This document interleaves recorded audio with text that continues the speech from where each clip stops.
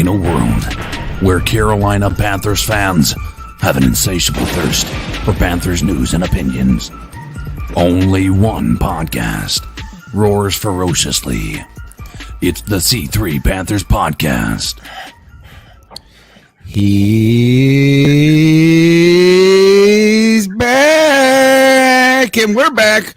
The Panthers are back, baby. 34-10, and what felt like doom and gloom and seizing over just 5 days ago turns a new dawn, a new day. A Cam era returns. Holy cow! The Panthers go hunting this week and pounce on the Redbirds, 34-10, in a strong defensive performance, albeit with some missing weapons against a hobbled opponent.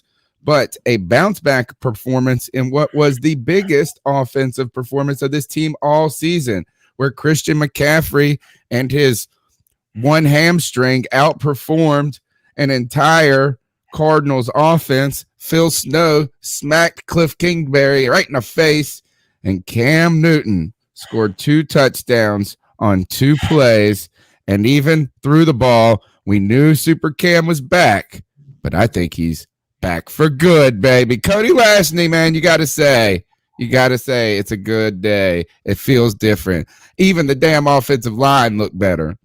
It is different. And let me tell you what, there's a lot of good that happened on that field today, but Cam Newton is the difference. The energy is different. This entire team feels like they have something to play for going forward. And we do, Tony Dunn. We're right in the midst of a wild card hunt. This could not have happened at a better time. A tremendous performance today by the Carolina Panthers. And Tony Dunn, normally we're here having to cheer everybody up on a Sunday post-game show. But no, we're just going to talk about all the heavenly glory that happened on your football screen today. And we're going to do it with the best Panther fans in all of YouTube, Tony Dunn. You already know them. It's Andrew Compton, ATX19, Chris Mortensen, my man JD54 Justin, Kevin Boshoven, Panther fan, King Dragon, Maddie Matt, 10 Tizzy, Tony Dunn. Ain't nothing to it but to do it, brother. Let's roll.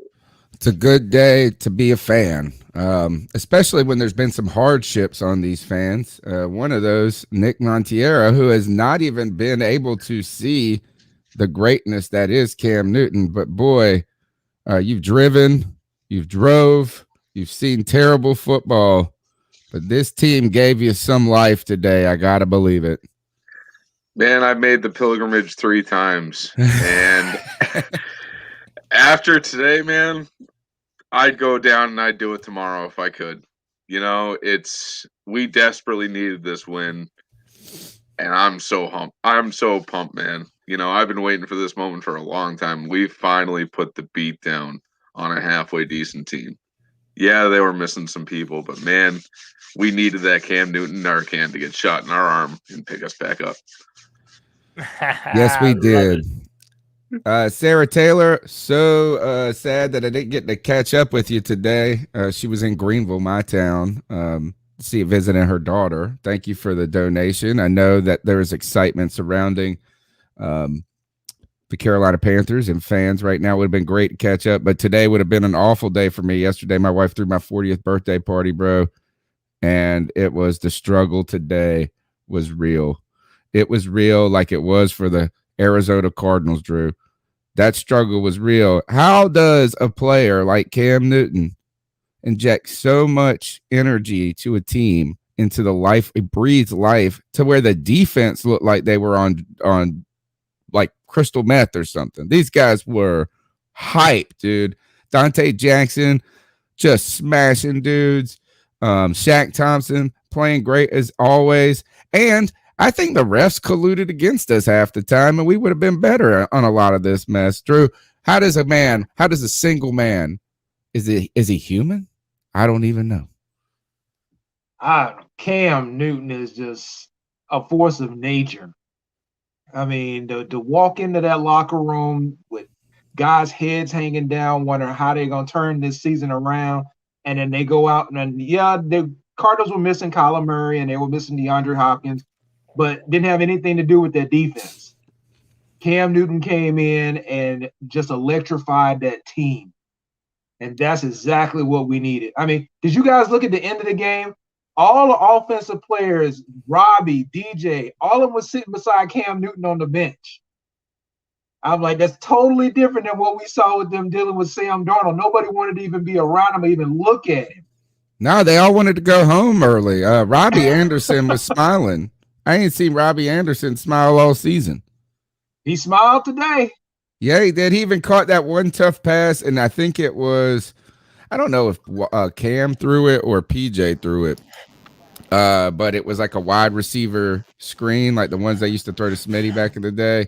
Yeah. And it was behind him, and my man had to twist and catch it behind him and caught it with him and turned.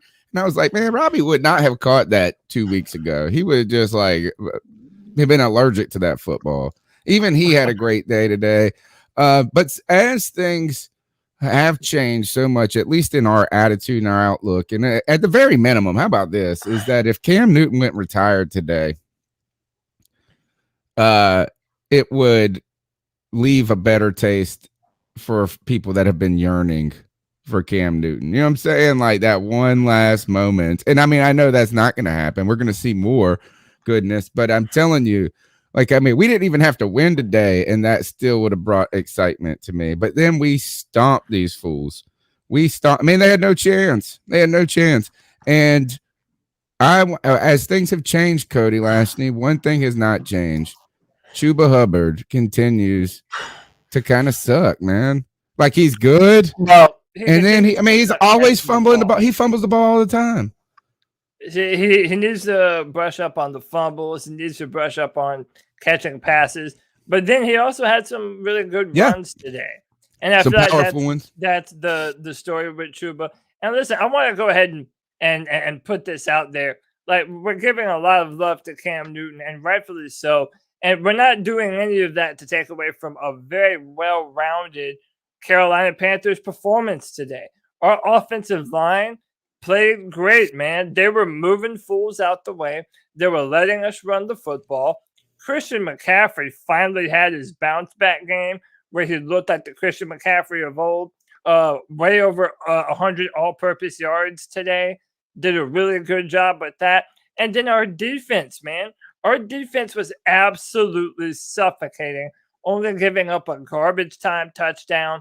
Listen, this is what David Tepper and Matt Rule were saying, or maybe not Tepper, but this is what they were saying in their press conferences, that the Carolina Panthers defense is too good right now.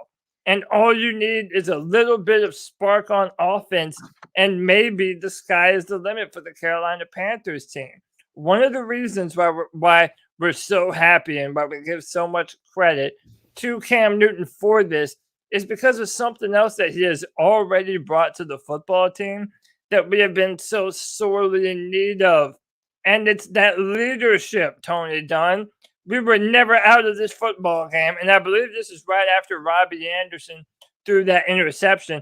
This is Cam Newton rallying the troops, letting everybody know we have a mission, we have a job to do, and we're going to go out there and keep pounding and do it. This is the spark. This is the energy that the Carolina Panthers have so desperately needed. Man, what a roller coaster ride this season is already, dude. I'm pumped. So happy to have QB1 back. Ace Boogie, you already know what it is. Tony, I'm on cloud 9, bro. Yeah, and this was, I mean, Cam Newton did not win this football game for us. But it is interesting to see how somebody who had kind of a turbulent departure from this team can walk in on moment one and take on that responsibility to a certain degree, or take that step into that role of and doing it in a way too that didn't offend or make it about him, right? I mean, yeah, you could say, I know that you saw the one people are going to say, oh man, first thing he does is say, get a damn taunting penalty or whatever it was. Let the media heads hate it. Happen. Good. I love it though, because you already know all the media heads are going to be talking about it. Typical Cam Newton has to showboat, gets a penalty. I fucking love it, bro. I wouldn't have it any other way. But he, he wanted to play more, I think. He was itching to get out there, but I don't feel like he was disrespectful to PJ by any means. I think and this again, it continues. It's just funny when it comes to Cam Newton. It's the same. I always said Cam Newton is like the Barack Obama and the Donald Trump of football. Is like whatever you believe about them already is what you're going to continue to believe regardless of what evidence comes your way, because all we have seen is evidence that Cam Newton is a great teammate, right? Yeah. Is that maybe some of his confidence in the very beginning of his career was off-putting to some people because he hadn't yet really done much, but he did have it wasn't like he was a nobody all of a sudden coming on stage. He had the greatest fucking season in college football history, arguably, or one of them. So, it wasn't like he was a nobody. He believed in himself. But the fact that Greg Olsen and these guys, Thomas Davis, Charles Johnson, Trey Boston, all of these cats go to war and go to battle for this guy over his reputation, have never had a negative thing to say about him. I think that speaks volumes, right? And is that there is no evidence of this being bad. I want to give PJ Walker a little credit today. Old Philip Walker, I think, had a very good game. I told y'all we fuck around and put PJ in and win a game. Is that he wanted to tank? We keep putting Darnold out there. That's how you know the team didn't want to tank, is because we got rid of Darnold immediately. PJ Walker, 22 for 29. That's not a lot of yards. 167, one interception. Could have been two. Let's just say both of those interceptions I think were pretty damn good defensive plays on one hand, and PJ probably made, man, if he would have been a little bit more set on that second one, had a hair more time, I think he would have found that receiver. You know what I'm saying? It was like the right read. It was just early. The ball was early there, and he didn't have anything to do. So Christian McCaffrey, though, is the story for me of this game, other than Cam Newton. So let's turn to Christian McCaffrey real quick. 10 receptions for 66 yards, 13 carries for 95 yards.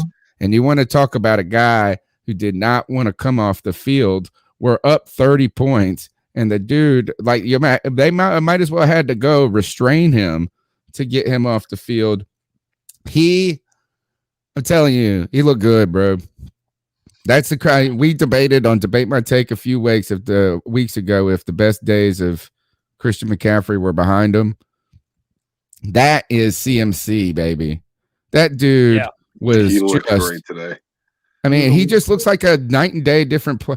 I saw this one, and I'll turn the mic over to you guys on this. I saw this one drill in training camp where they were doing the footwork drill, like through the nets or whatever, high knee type stuff. And that you watched all three running backs come through. And Christian McCaffrey looked like 90,000 times better. He looked like a superhuman, and these are NFL players behind him. And it was just like, he makes them dudes look like they ain't ever done this drill before. He is sensational. If he can stay healthy, Cody, he really, he could, Cam, this offense, and who else had brought the back to life today? A little old Joe Brady. Even Joe Brady had a big chubby today. And what have I been telling you for weeks now on this C3 podcast? Joe Brady is not the problem. Joe Brady was never the problem with our offense. Now, I think he got kind of vanilla. I also think Joe Brady kind of got forced into being a little bit vanilla, especially when Sam Darnold was the quarterback. But listen, man, to stay with Christian McCaffrey, that was a vintage Christian McCaffrey performance. And I think that if he can continue to stay healthy, there's no doubt that even still, no matter who the quarterback is, everything that we want to do runs through Christian McCaffrey. If he's healthy, we're going to use him. We're going to pass him the football. We're going to run the football. We're going to get him involved in as many different ways as possible. That's why, believe it or not, I think our load management was pretty good today. For the most part, in the fourth quarter, they brought him in on one play, and even the commentators were like, whoa, what's Christian McCaffrey doing out there? I guess he won an argument with Matt Rule to come back in the game, but then they brought him right back out. And I think that's what you have to do, man. When you're winning games like this and you're up big in the fourth quarter, man, live to play another day, man. He had a great day from a stat line perspective. I think Christian, he is the lifeblood of our offense. And I'm excited for him. I'm happy that we have him back. And, I think we have a nice little running back room right now when you consider him, Chuba Hubbard, and Amir Abdullah. Or I'm probably saying that wrong. But, yeah, man, I think we have a really nice running back room right now. Yeah. They called him the Butcher in college. That's like an awesome nickname. Just slicing mugs up. Drew, every time Christian McCaffrey touched the ball, right after it looked like the most sensational, like he shot out of a cannon, was there a slight moment of fear for you every time I felt like I just held my breath to see if he would get up? Like you're looking at that walk, you're trying to look at his gait, you'd be like, I'm looking at that hamstring, and then you saw him rolling it out on the football. I was like, oh my God. Exactly. Every time he moves funnier, you're just wondering, is it hamstring bothering him? Is it something bothering him? Please let him be okay. Yeah. By the way, he was checked for a concussion. It was nothing to do with his hamstring. He was checked for a concussion. He was fine. He was stretching on the sideline, but that was just precautionary stuff. Christian's good to go. Yeah, very happy about that. But still, you're holding your breath every time. Is that the last thing we want to do is get this big win, breathe some life into this season, and then go, oh, Christian McCaffrey limited in practice. One other thing, and then we'll probably move to the cat calls in just a moment. The number is 252-228-5098. That's 252-228-5098. Smash the thumbs up button. Be a part of the conversation. It's free to support the podcast by just giving a share, giving a like, a subscribe. Help us grow. Tell a friend about it.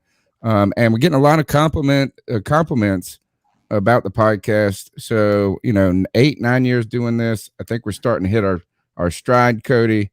Last thing before we go to the calls, or unless you guys have some things you really on your hearts to talk about, we scored a touchdown in the third quarter. Yeah, we did.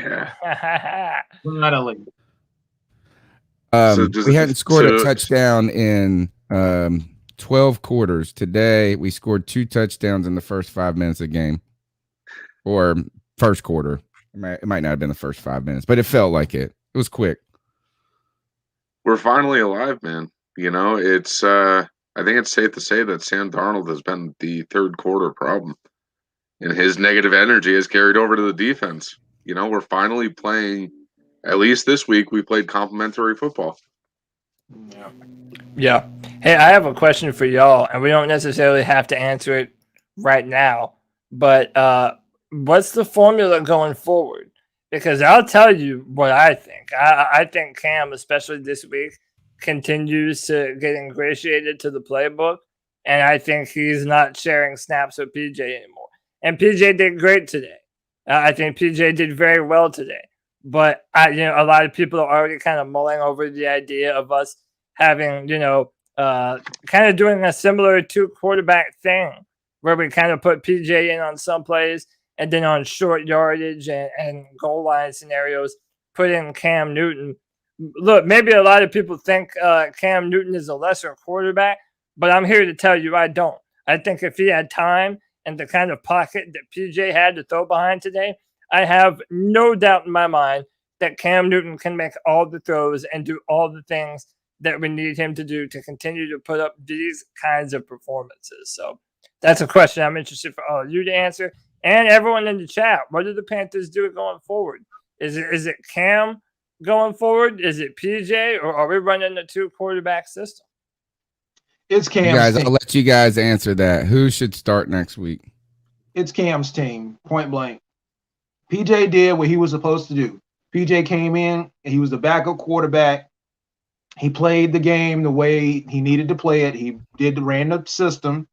and he held it over for Cam to get acclimated, and next week is Cam's team. I do believe that Cam wants to start, right? Oh yeah, And he didn't come here to be a backup. Exactly. Right. And I think that has like you could see this dude, despite being like he won't pout, but he didn't take his helmet off. No, He didn't take his helmet off one time. He was ready to play this entire time, and my thought is next week kind of do something similar to what we did this week. Maybe lean a little bit more towards Cam. PJ is okay sitting behind Cam. He knew coming into whenever he got signed with the Panthers that he was going to be the backup to Cam at the time. He just wanted to play on the same team as the guy. He saw the heart that the guy has. So next week, put him in a couple more situations than he did this week, and then the following week, that's when full Cam, that sort of deal. But I also kind of do want to see PJ come in from time to time, maybe have both of them on the field at the same time in a couple of situations, sprinkled in there 2-3 times throughout each game. Because, they both have their own positives. They're both kind of a similar player in the aspect that they both like to run.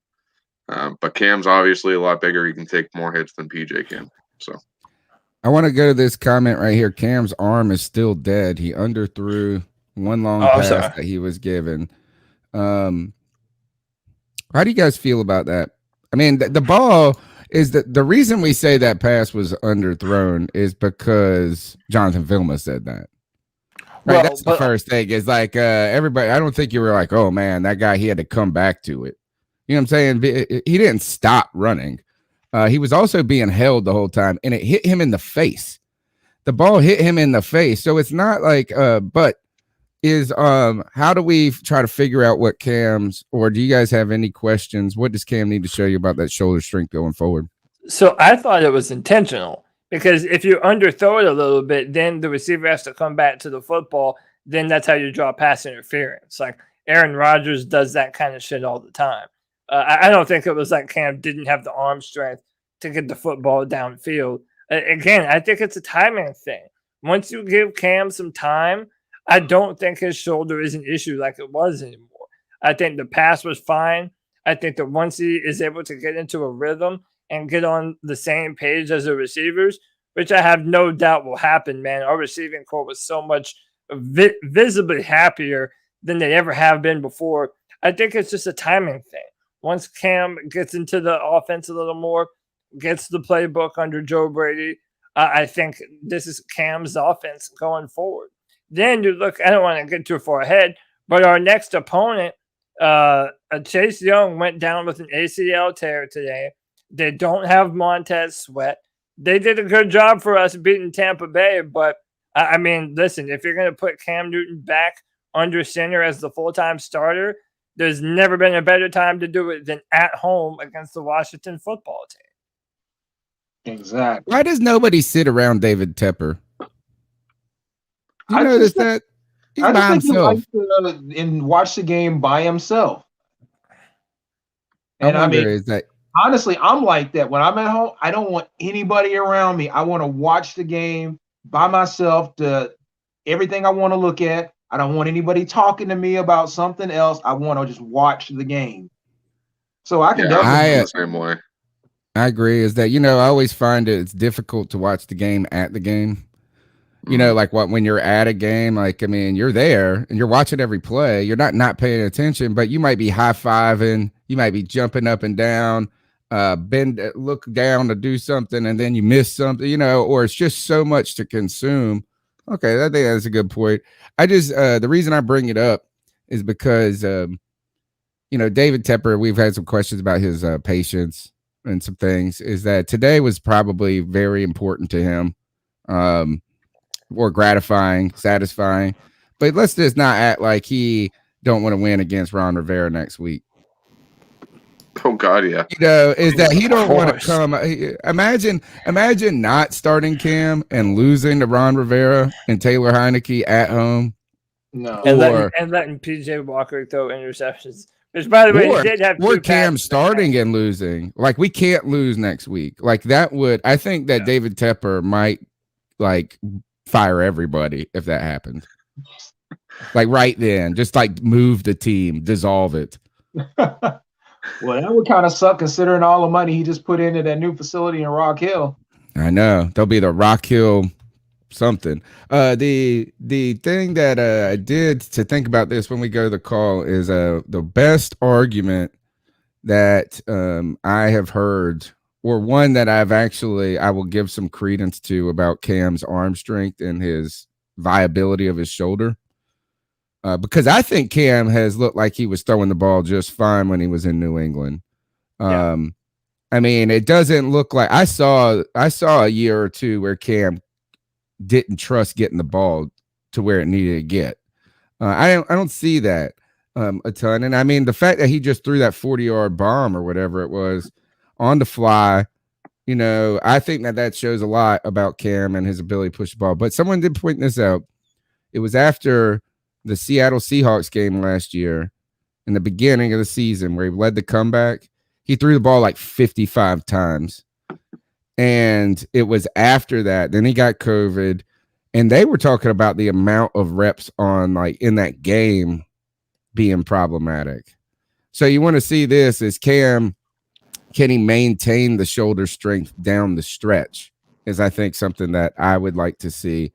But, you know, Cam doesn't have to be the Cam of 2015 or 2012. You know, Cam got away with a lot because he had a cannon, like, I mean, a bazooka, as Cody likes to say.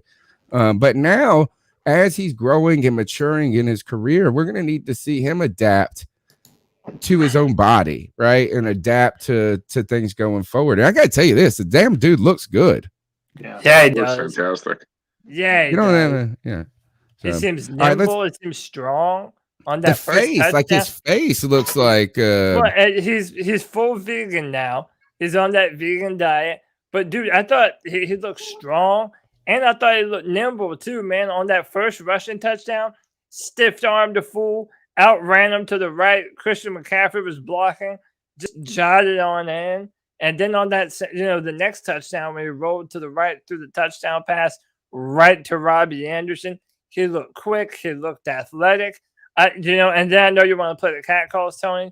I'm remembering that, you know, 2017, 2018 season where we had Norv Turner as our offensive coordinator, and Cam was looking different. Cam was playing in rhythm. He was, you know, he was really getting the ball out of his hands quick. And, you know, then we had to worry about Cam Newton's arm and the shoulder. But now I think once Cam gets into a rhythm, throwing underneath, getting the ball out of his hand, I think those over-the-top shots, they're going to be there. And I don't think Cam is afraid to you know, pull the trigger on those shots. We saw that today, and, you know, he already did it once, and he didn't have any practice time. So I think that we have yet to see the best of Cam Newton. Maybe I'm an optimist, but that's just how I'm living, baby. You can't change my mind. I think you're exactly right, Cody. I really do. And also, minus Dennis Daly and his, I don't know what the guy was thinking. Minus that, the offensive line actually played decent. Well, he got screwed on that call. That was not a holding call. You know, I mean, the one that he got upset about right before the false start. And then I think there was an argument that was just as much offsides as it was false start in that. Like, I mean, there was a lot of movement there, and it was hard to see who had started it. But that was not a holding call. Just like the Robbie Anderson pass interference, offensive pass interference. That was not pass interference. I mean, like, just that was like it kind of felt like an NBA call where they're blowing the whistle. Whether or not they anticipated blowing the whistle at that point. But what do you think of that Dante Jackson? He didn't make any mistakes. I had no issues with Pat Elflein playing center. Oh, that's a good point, Drew. Is that who it was? It wasn't Tecklenburg? No, that was Pat Elflein. Had no issues with him as center at all. I kind of think that's the move going forward. Leaving Pat Elflein at center, Michael Jordan on the left, or whatever formation they decide to go with, I think he looked a lot better. Our offensive line, look, it was between this game and Atlanta. Our offensive line, hopefully we can play a bird team every Sunday, because when we do, our offensive line straight up kicks their asses, man. So I love that performance. And you add on top Christian McCaffrey back and Cam Newton invigorating the entire fan base. Tony Dunn, I cannot remember the last time I felt this good after a Panthers W. Nick, I thought it was pass interference on Dante. I thought he was beat, but luckily he put his hand up right at the right time, and it kind of was a pass breakup at the same time. But I think that just kind of was luck. I think he knew he was beat, and he was just trying to save a touchdown at that point. I think you're right on that one. I mean, it was close. It was just like, come on, man, pull back just a little bit. Yep. All right, let's go get into the calls. Numbers 252-228-5098. Turn it up, Tony. Turn it up. How do you think catcalling makes the person feel? It feels good, like. Who's that cat sitting in the back corner with his face buried in his nose? Too loud. Who's that kid that can use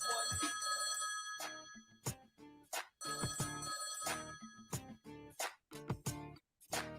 Hey guys, this is John Jenkins. Oh my God, for 2 years I have been screaming, witness the Walker Wonder. Witness the Walker Wonder. Well, let me tell you something. Witness the Walker. Oh my God, Cam's back! Oh my God! Oh my God, did you see him score that touchdown? And then he threw another touchdown, and Robbie Anderson caught something, and then he caught something else. Oh my God, this is fucking awesome. Look, I love PJ Walker, but Cam is back. I cannot describe how this feels. I'm just so happy I can share this with you guys. Keep pounding. Go Panthers. I love y'all. Let's go, y'all. Let's go. Keep pounding, man. Love it. Love that energy, man. That's how we all feel right now. Cam Newton is back. Our guy is back. Our QB1 is back. Man, we're happy to have this dude, man. That call right there encapsulates what Cam has done for what he's always done for me, what he's done for a lot of Panther fans.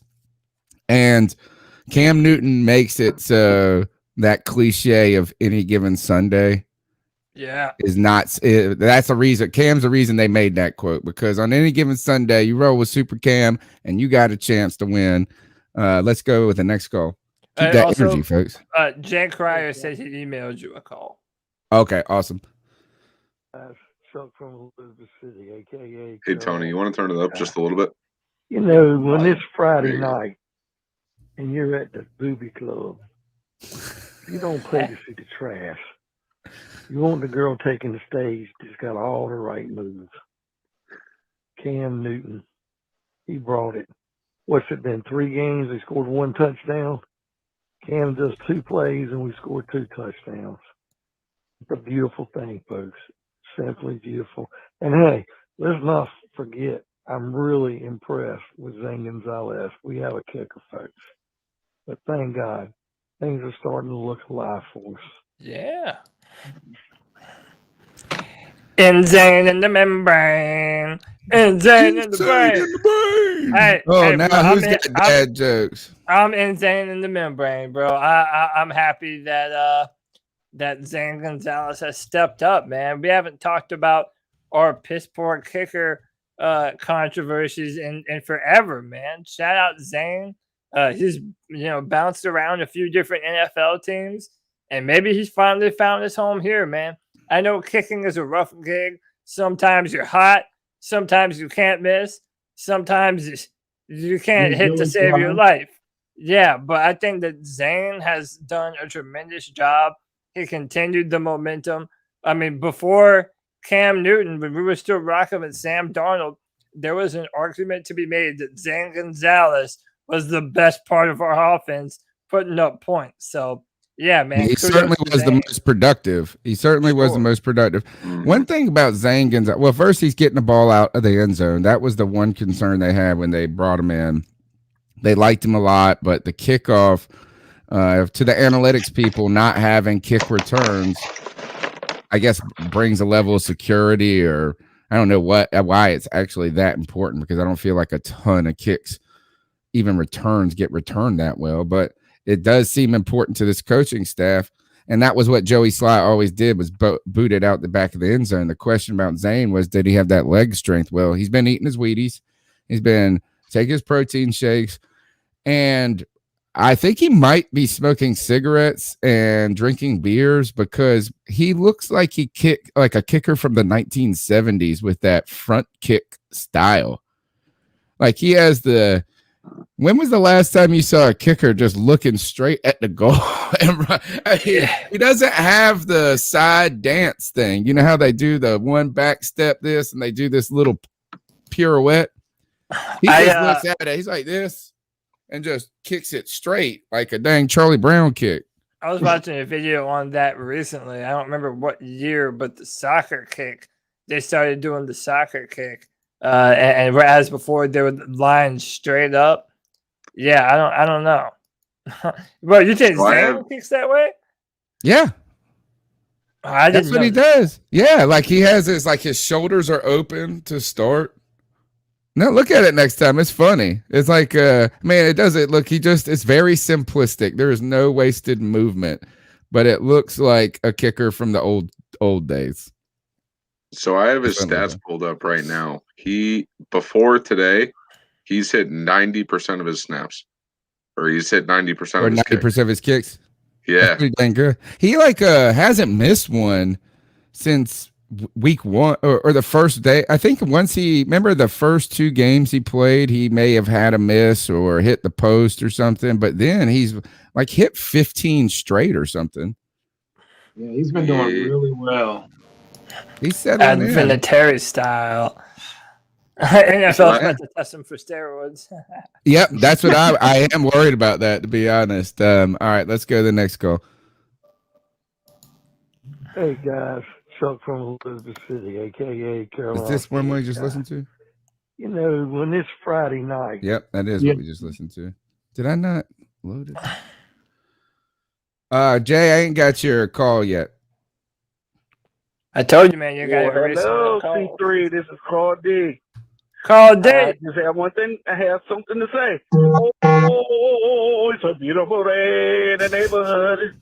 A beautiful day in the neighborhood. Won't you be mine? Could you be mine? Anyway, too bad I didn't get to call in. Y'all didn't have an actual show where you call it in when the ruler is back, Tony. Cody? Yes, sir. Let me say that again.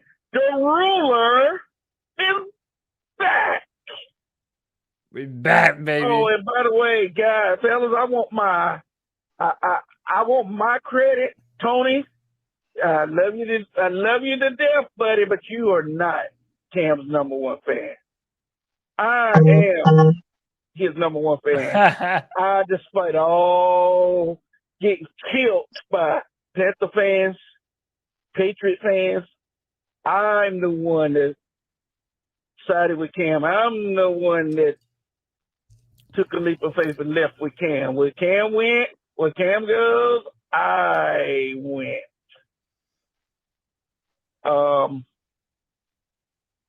Oh, and that interview that you did, Cam, that press conference, it was nothing new. Last year is when that Cam, y'all didn't see how mature Cam has gotten, but I did.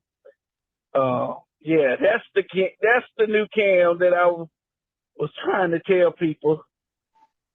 So let's do it, Panthers. Woohoo! Well, I speak to you guys pregame. I mean, not pregame, excuse me. After the game, let's get this win, Panthers. So next week, Cam can take over and lead us to the promised land. To the promised land. Carl D, feeling good. Cam back in life.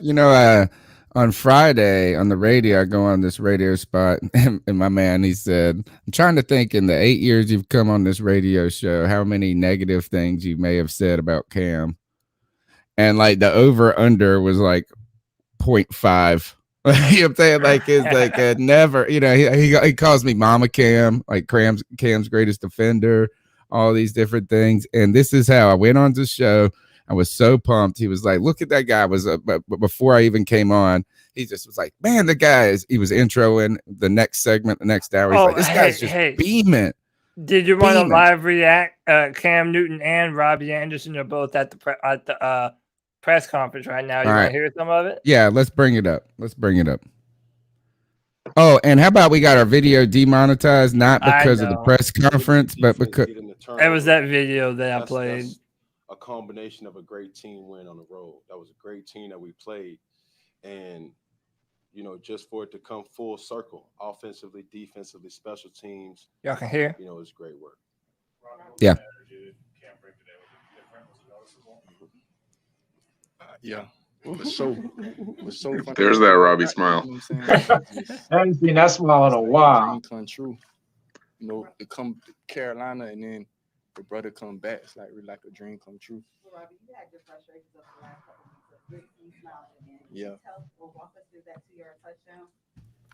We worked on that like a couple times. Me and Cam, to get the timing of it down. That was like one of the first routes that we ran on Friday.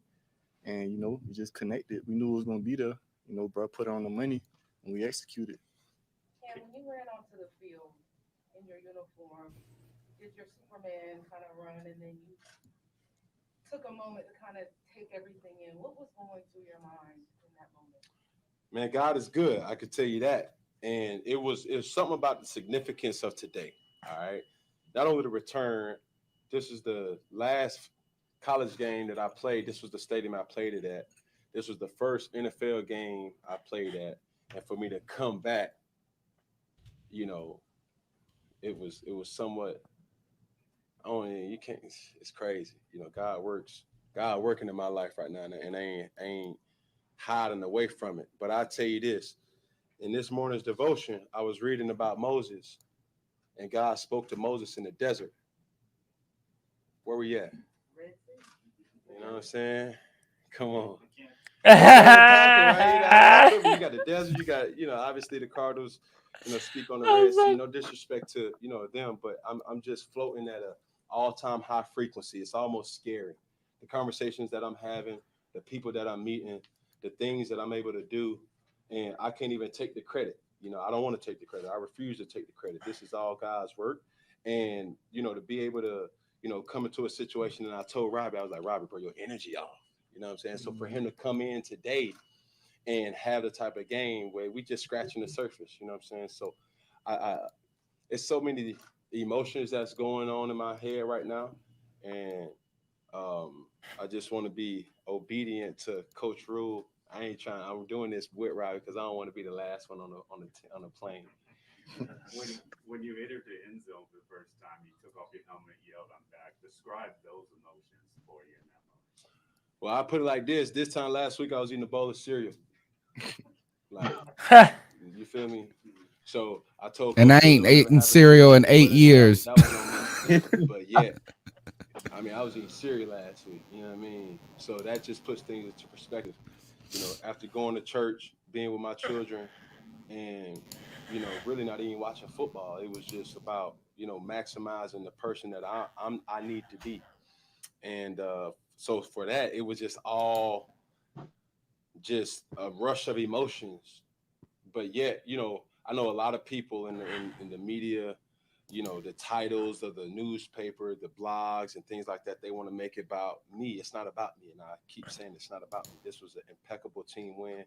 I'm so proud of PJ for him to, look down the barrel on so many different times and deliver the ball, as well as, everybody pulling together. It was exciting for us as a team to, as an offense, to take turns making plays.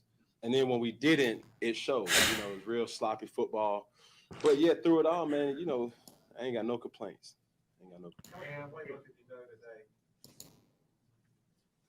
2 touchdowns worth. Based on what you said, you eating a bowl of cereal last week and what you've been through the past 2 years, happened in New England and last year, Panthers. You feel like yesterday's price is not today's price based on these 2 touchdowns you got today? Price going up. Angel investor. That's Kanye. Yeah. Shout out to the Donda. Robbie, you said it was a dream come true. Thursday, when you found out everything was going down. I ain't ever seen a dual press conference like this in I know. Carolina. Yeah, Me neither. that's a first. Like be kind of just excited. You know, me and DJ talked about it, and we kind of like heard that bro was in the building, so we figured, you know, and then DJ checked his Apple Watch and saw it. We was just, you know, happy and excited. You know, the crazy thing about it, like bro re-signed back on 11/11. You know what I'm saying? So man, it's so much, bro. You can put a microscope and you can compare yourself to the real facts of how you want to look at it, you know. And it ain't, you know, it ain't by happenstance. And Yeah, we gotta love Cam's word and every time. Is to It's hold the everybody best. accountable. I told Robbie that, I told DJ that, I told C-Mac that, I told D-Jack that, I told Gilmore that, I told numerous players as well as coaches. Like, I'm no different than anybody else, and I want people to hold me accountable. I think the thing that I've learned as growth is, you know, who cares who gets the glory? Because at the end of the day, when you got a game like this, we all win, right? And as we keep progressing in the season, we got a big game coming up, which is our most important game. We're going to need a great week of practice, everybody pulling in the same direction and playing Carolina Panther football. That's not mistake-free. That's just doing your job, you know, when your job is required for you to do it. So could you have scripted it any better, though? I mean, to come out the first 2 times you touched the ball, you're accounting for a touchdown, and the energy that you mentioned, I mean, it's almost like a Hollywood script. Man, I'm telling you, you can't make up a lie. It's good, you know. And I was talking to JJ, and it's a number of players that kind of get. Robbie's like, I'm about to go get on the airplane, Cam. JJ knows. Yeah, you talk a lot, Cam. You know, they know, you know, my impact. And that's not to say that's something that I've created. I'm just blessed to be in a community that has accepted me with open arms. And who knew how today was going to happen? But I'm just trying to do my part. You know, I refuse to just take full credit because I wouldn't have got down there without PJ on a third down with C-Mac being resilient throughout the whole time. It's so many things that it's easy for people to kind of look over, but yet, you know, I really should thank C-Mac, and he gonna, you know, 2 times he got me down to the 1 yard line, and I just ate the scraps. So. Yeah, he did. I mean, you thought he was going to get in all them times. All right. That is just, man, I'm thanking for the opportunity, you know, and this is important. First impression, go. My first, dude, I mean, I love how comfortable he is. I think he's just excited to be back on, excited to be back playing football. And I think he's happy to be answering questions again. I think he looks relaxed, man. I'm loving it. I'm liking it. And he always brings it back to the team. Everything Cam talks about, he brings it back to the team. It's never about him. It's about the team and what the team needs to do. And I mean, you can't. It galvanizes people, and we saw it out on the field today. Not only the offense, but the defense, the special teams. We have not seen a Panthers all-around team win where they all seem to be, as you say, pushing in the same direction. And it was great to see, great to hear, and I am just pumped looking forward to the rest of this year. Nick, first reaction? Dude, I love it, man. I love it. You know, he definitely stole the spotlight from Robbie, but I'm okay with that. With how Robbie's played, you know, he looked good today. He finally looked like he was catching the balls, that sort of deal. But, you know, it's good to see Cam back. And Cam, a positive Cam, too. Pull it back up by audience request, Cody. All right. I want to come back to Drew's comment about the team. That's my first impression. For the man who is most meticulous in his outfits, look what he's wearing. Yeah. No, see, the thing is, I ain't want to double up. So you ain't see the pregame Steves. See, this postgame Steve. You got to catch up to my mustard. You did. He was looking fresh. I got the picture of it.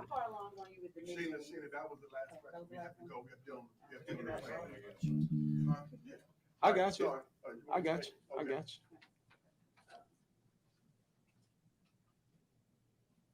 I didn't hear the question. Oh, I'm sorry. I was just asking how far along you were on nicknames.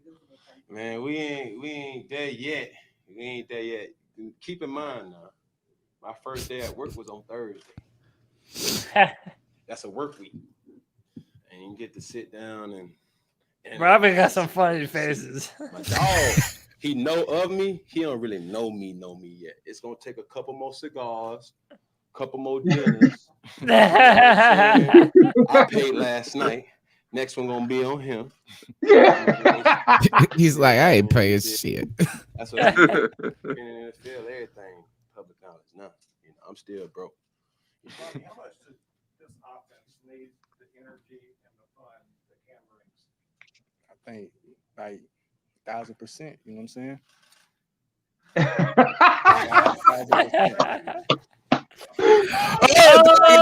Oh, he hit the walk-off, man. That's the second time in a row Cam Newton hit the mic drop on the final question, bro. They both left. Bobby's like, I'm out of here. I didn't want to answer these questions anyway. Cam Newton is a fucking legend, man. Yeah. He and I want to pull up. Can you pull up the picture of his outfit from the pregame? Yeah, I got you. And I wanted to go. I'm about to go back and listen and try to identify what that question was. But like Drew was saying, he mentioned the team a lot. He mentioned wanting to. What was the word he used for like be obedient to Matt Rule?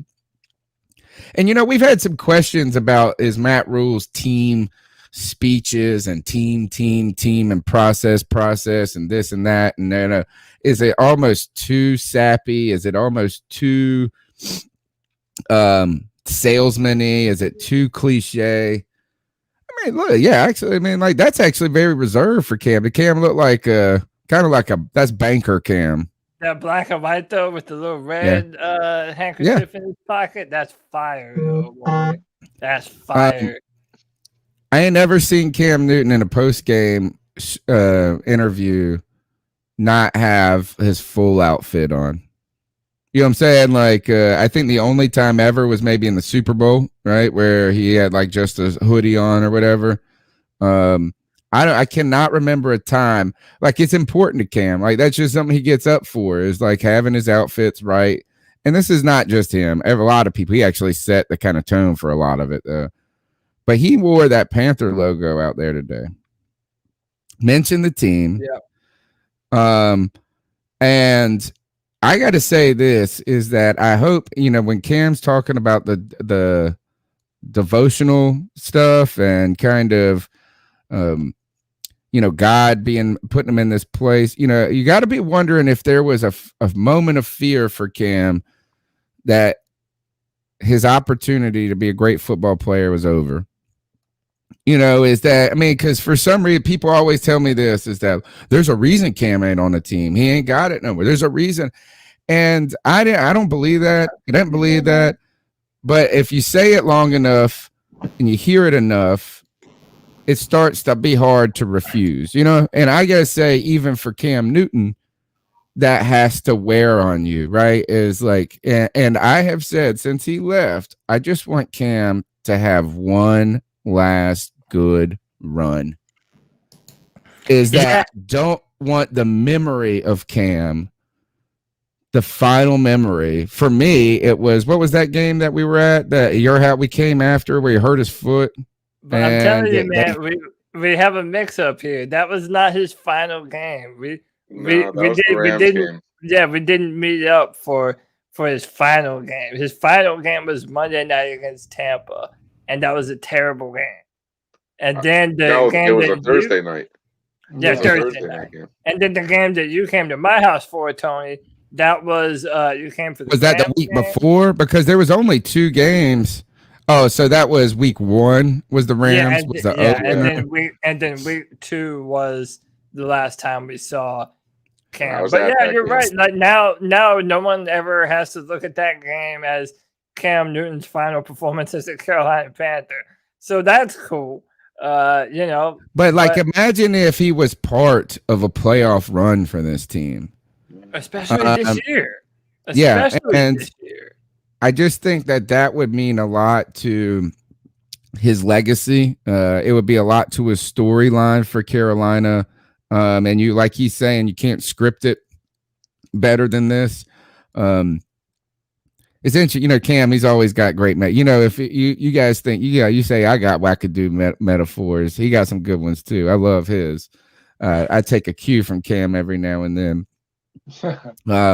Interesting. I really wish I was going to this game next week. I really do. Because I was at Cam's last home win at Bank of America Stadium, which was against Tampa Bay, when they blew Ryan Fitzpatrick and the Buccaneers out by they put up 40 points on them. I was at that game. And I wish I could get down there. And you know what? The good news is that it doesn't seem like this is going to be the last win for Cam in a Carolina jersey. And depending on how successful it is this year, they're going to actually look. Is that this was the nail in the coffin in Sam Darnold's coffin? Like, if you didn't believe, if I had to try to convince people that he would never play for the Carolina Panthers again, and they were like, nah, the money, this and that. It's like, if you don't think that this moment today was the time of death for Sam Darnold in Carolina, like, it has been announced, right? So now you got to start thinking about this, is that as we continue to win more and more, we're going to be out of the running for a draft pick that could equivocate or equal a quarterback next year. So you're going to be thinking about this, is you got to be thinking free agency, right? Is the Carolina Panthers are going to have to make a quarterback addition via free agency. And it'll be Cam Newton. That's what it's looking like it will be. As long as if there's any modicum of success going forward and you believe that Cam can give you a full season or 2, I think that's more reasonable than bringing a Russell Wilson or an Aaron Rodgers or Deshaun Watson here, right? And imagine how bad Carolina would look if you made a playoff run and you didn't bring Cam back. Well, listen, man. Like, again, maybe I'm just too optimist. I'm too much of an optimist. But I'm on record. We have not yet seen the best Cam Newton that there is to see. Give this man some time, man. Let him get acclimated to Joe Brady's offense. Let Christian get cooking again. Let DJ and Robbie Anderson form the kind of bond that we've always wanted them to form, man. And again, Tony, I've said this a number of different places, man. I see it amongst people in our own fan base, people in the media. There's this idea that, hey, man, Cam isn't the player that he was 10 years ago, but he can be serviceable. He can be just enough. No, bullshit, bro. He's only 32 years old. That's younger than Aaron Rodgers. That's younger than, Ben Roethlisberger. It's not like Cam Newton is some rusted and weathered old man. In fact, I could make the case that he's in the prime of his career from a physical standpoint. A man is in his prime strength years between the ages of 28 and 35 years old. That's where Cam Newton is right now, man. Give him some time. And listen, we're not even going to be thinking about bringing in another quarterback at the end of this season, man. Cam's going to do it, y'all. I don't care. I'm on one. I believe in my quarterback. Cam's it, man. Cam's it. I'm not sure if it was David Newton that wrote it, but there was an article on ESPN.com this morning saying that the Panthers are going on the fact that Sam Darnold won't play again this season, And if Cam shows progress and moves the team, that Cam will be brought back to compete for the starting job next season. So, I mean, does that mean that he's going to be back on a 1-year deal, or is it going to be a multi-year contract? Because if it's me, I honestly don't think Cam will come back on a 1-year deal. If Cam Newton comes back to Carolina next year, it'll be on a minimum of a 2-year deal. Yeah, I could see an argument. I could definitely see an argument for a 3-year deal. I mean, that's what I would want if I was Cam. Because basically, I feel like that's fair. A 2.5-year deal. He played this season, and you give him 2 more years. So, yeah, but Tony, you're right though. Anyone telling you that Sam Darnold is ever going to play another snap for the Panthers, I don't give a damn. David Tepper will not let that happen, especially if he has better options available to him. And yeah, if Cam balls out this year, dude, it's going to happen. Just like after we paid Christian, we were like, look, it made all the dollars and cents in the world. Because at that time, everyone had left. There was no Cam, Luke, Greg Olsen. You had to have Christian McCaffrey. Well, listen, don't you think David Tepper has already seen that the Washington football game is already sold out and that fans are now excited about the Panthers again, man? Like, it made all the dollars and cents in the world. And Sam Darnold playing another snap for us makes minus dollars. Okay? I don't even know if he is could ever dress.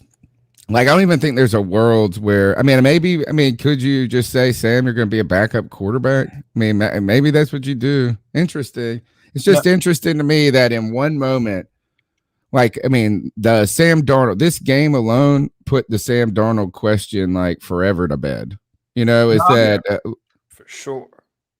Sorry, Tony. I'm not sure how the salary cap works, but I know that Sam Darnold's contract is fully guaranteed for next season. If they cut him, that's still the dead cap just is for next season alone, correct? Yes. Okay, so then I honestly see them cutting him. Nobody's going to trade for him. You don't want to attach assets to move him. I just straight out cut him and take the $18 million dead cap hit next season and be done with it. There's a case to be you have to pay him regardless. There's a case to be made that Sam Darnold these past few weeks has been the worst quarterback in football. I mean, the worst. Actually, I wouldn't say there's a case. I think it's pretty clear. Yeah, it's like is that it would be hard to make a case that there's somebody else worse. That's our debate, our take for Wednesday. Make a case for someone else being worse than Sam Darnold. All right, let's go. Let's go to Europe and talk to Jay Cryer, my boy, and a big time Cam Newton fan. Yeah, boys, it's Jay coming from Costa Rica these days. Costa Rica now. He's a world what traveler. A blast from the past today. Felt like, I loved that team for so many years, but I'd only known Cam as the quarterback, and he was always the biggest player on the pitch, a leader.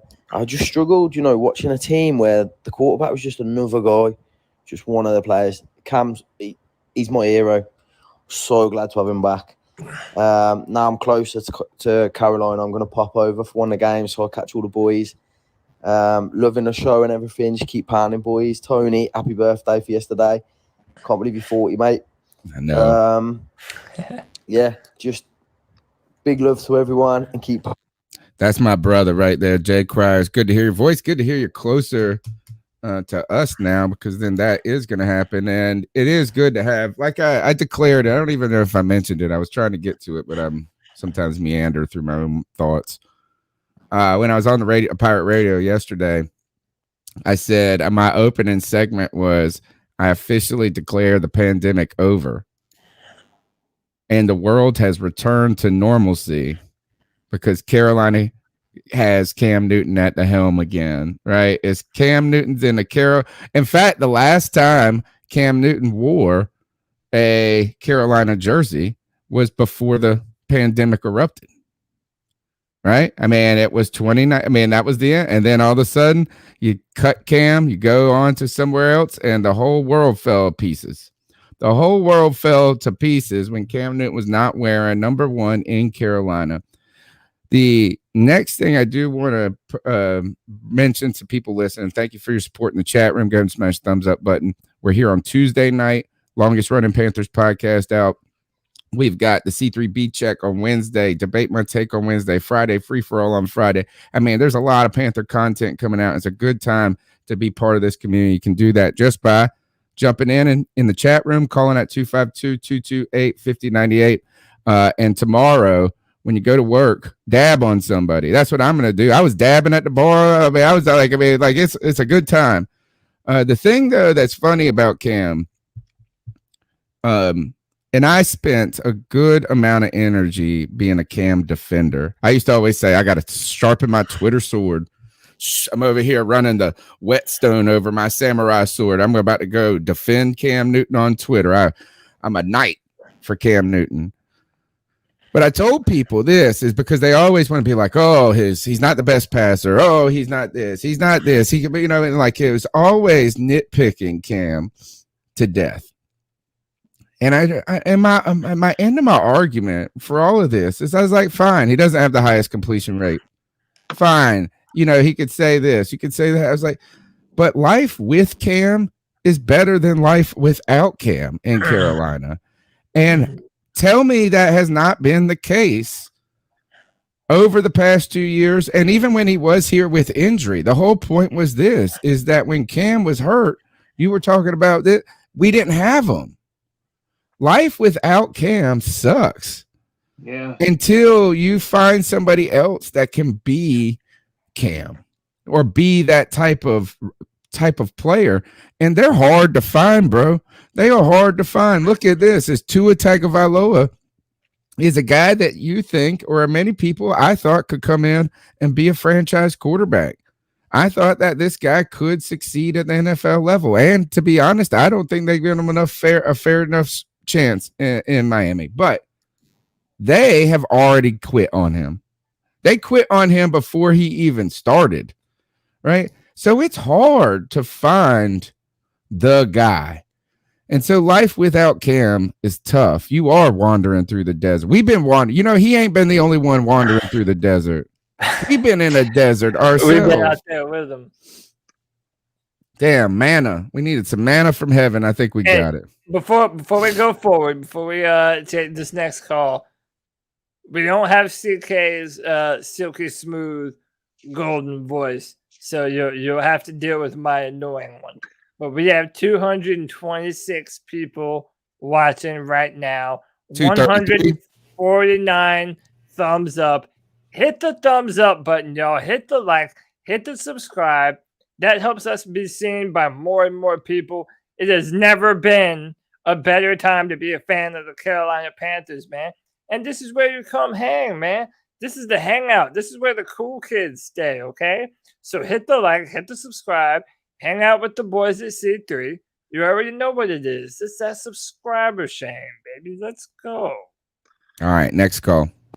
Hey, yo, this is G. Cavassier. Oh, man, I know my man's happy. What a fucking dominant game. Oh, my God. Yeah. I know everyone's happy, man. Everyone's happy. You know what I'm saying? Cam looked pretty good because Cam, you know what I'm saying? Man crush. That's my dog. You know what I'm saying? Yep. So many phones to go around, but you know what? I'm going to give a big shout out to PJ Walker. That motherfucker balled. He did. Got one interception, whatever, and I'll let that shit slide. But that motherfucker got us in the position to fucking score, like for real. I mean, hey, hats off to him and hats off to the offensive line, man. I know. We didn't give up one fucking sack, and I know they rotate pieces around, and I know Dennis Daly had a couple of damn calls against him or whatever, but the offensive line looked pretty fucking good, man. They gave time for the quarterback to damn throw. They fucking was, when we went to run, they was opening up lanes or whatever. Offensive line looked pretty damn fucking good. And I just felt the fucking energy, man.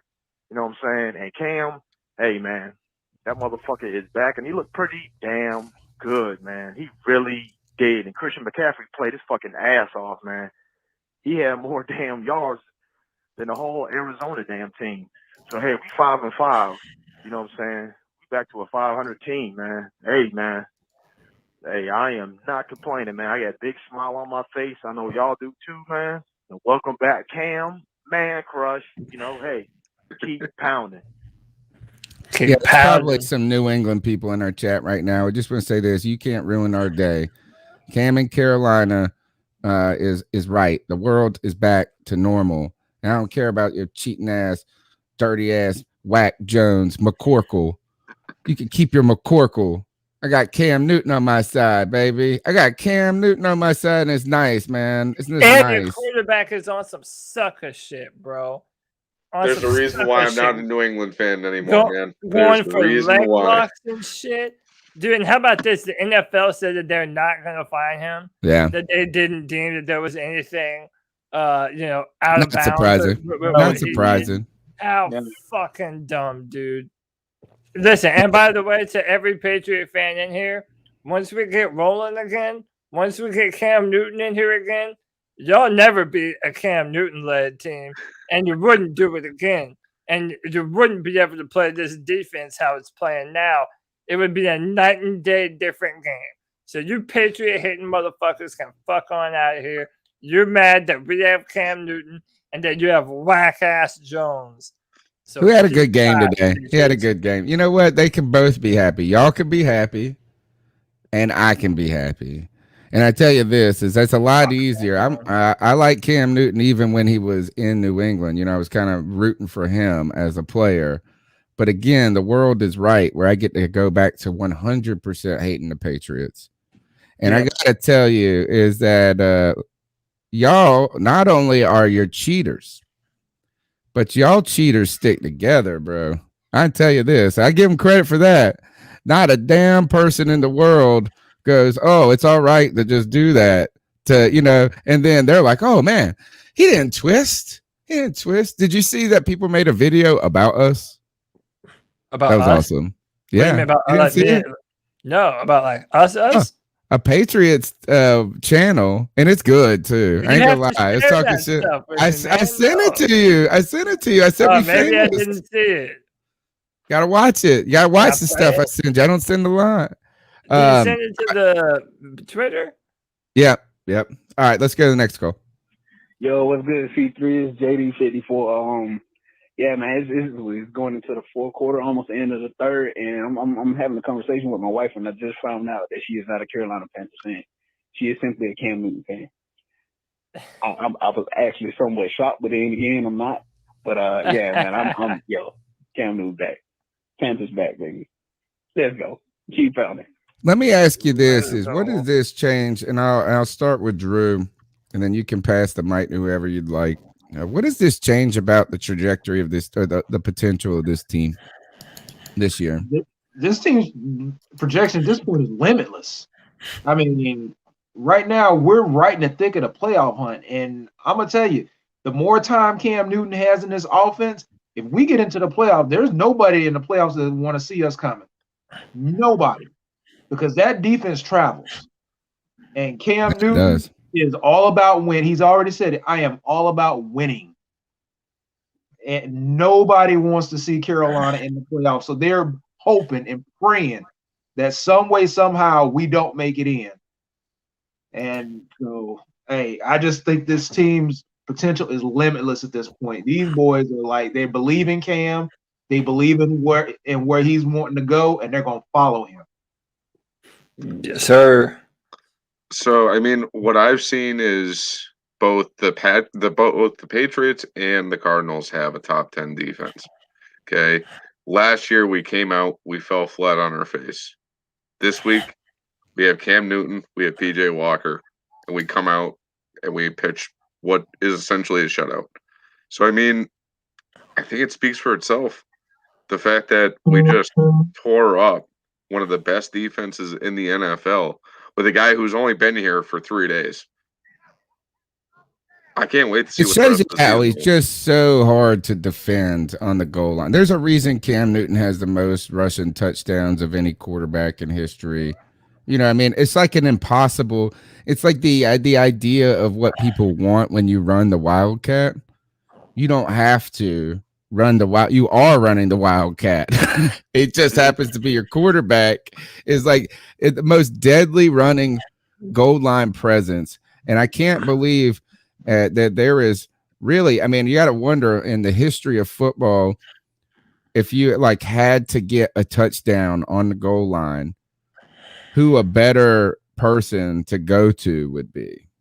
Right. I mean, you got to think there's got to be 4 or 5 people in the history of football that are like, it's like Jerome Bettis type thing. You give it to the bus, that type of. Cam is a guy that it's like 99 out of 100 times he can get it if you needed just that one touchdown on the goal line. So it's fun. It's fun to see Cam back. And boy, he made it just look easy, didn't he? Yeah. Right down then. And I thought that they used him. I knew they were going to do this, but they were ready to use him, man. They wanted to use him today. They had the packages ready. They trotted him out in the press conference today. They are not shying away from hitching their wagon now to Cam Newton. And for me, I was ready to leave this team for dead last week. The 2 games that I saw against the Giants and the Patriots, we were so bad, so bad, that I thought even the defense couldn't even help us get better. But I tell you, who's a plane ride has to be easy for is a defense now who's created turnovers in the opposing team's territory that didn't go to waste this week. How about Hassan Reddick? Dude, man, the first play of every game, he gets a sack. It's like he just gets it away. I think he's at 9.5 sacks on the season. So, I mean, yeah, he's doing big things. I mean, he's our best pass rusher on the team right now. And I feel like every game he makes one play that's just big time for us, man. We had a fumble recovery. Dante Jackson had an interception. We got points off of turnovers, man.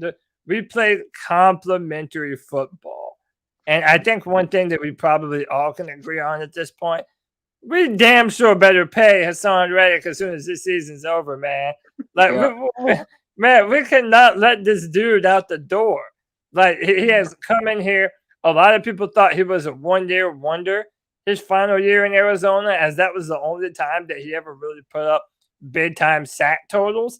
And, dude, he's on pace. He's going to break his sack record, his own personal sack record from last year. Hassan Reddick, he's going to get paid $1 billion, dude. He's going to get paid $1 billion. He's gotten a sack in every game. And you know what? Awesome. If he keeps playing like this, he's worth $1 billion. Okay. God, their impact plays, a lot of their impact plays too. So yeah, Hassan Reddick was hyped for him, and you know what? That meant something to him. Probably going back to Arizona and doing that. There's some validation right there. Yeah. For a team that.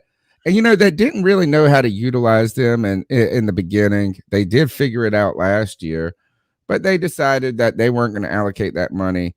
But he's been productive, and I think he wants to be with Phil Snow, is this. And now I was actually worried that he wouldn't want to come back because of how bad the team was. And I thought it was good. But if we can not quit this season because of the addition of Cam, then I think that all of a sudden that this defense has a chance to continue to bring back a Hassan Reddick, to bring back a Stephon Gilmore. Let's go to the next call, and then after this call, we'll bring in the Bat Daddy. All right. Cam.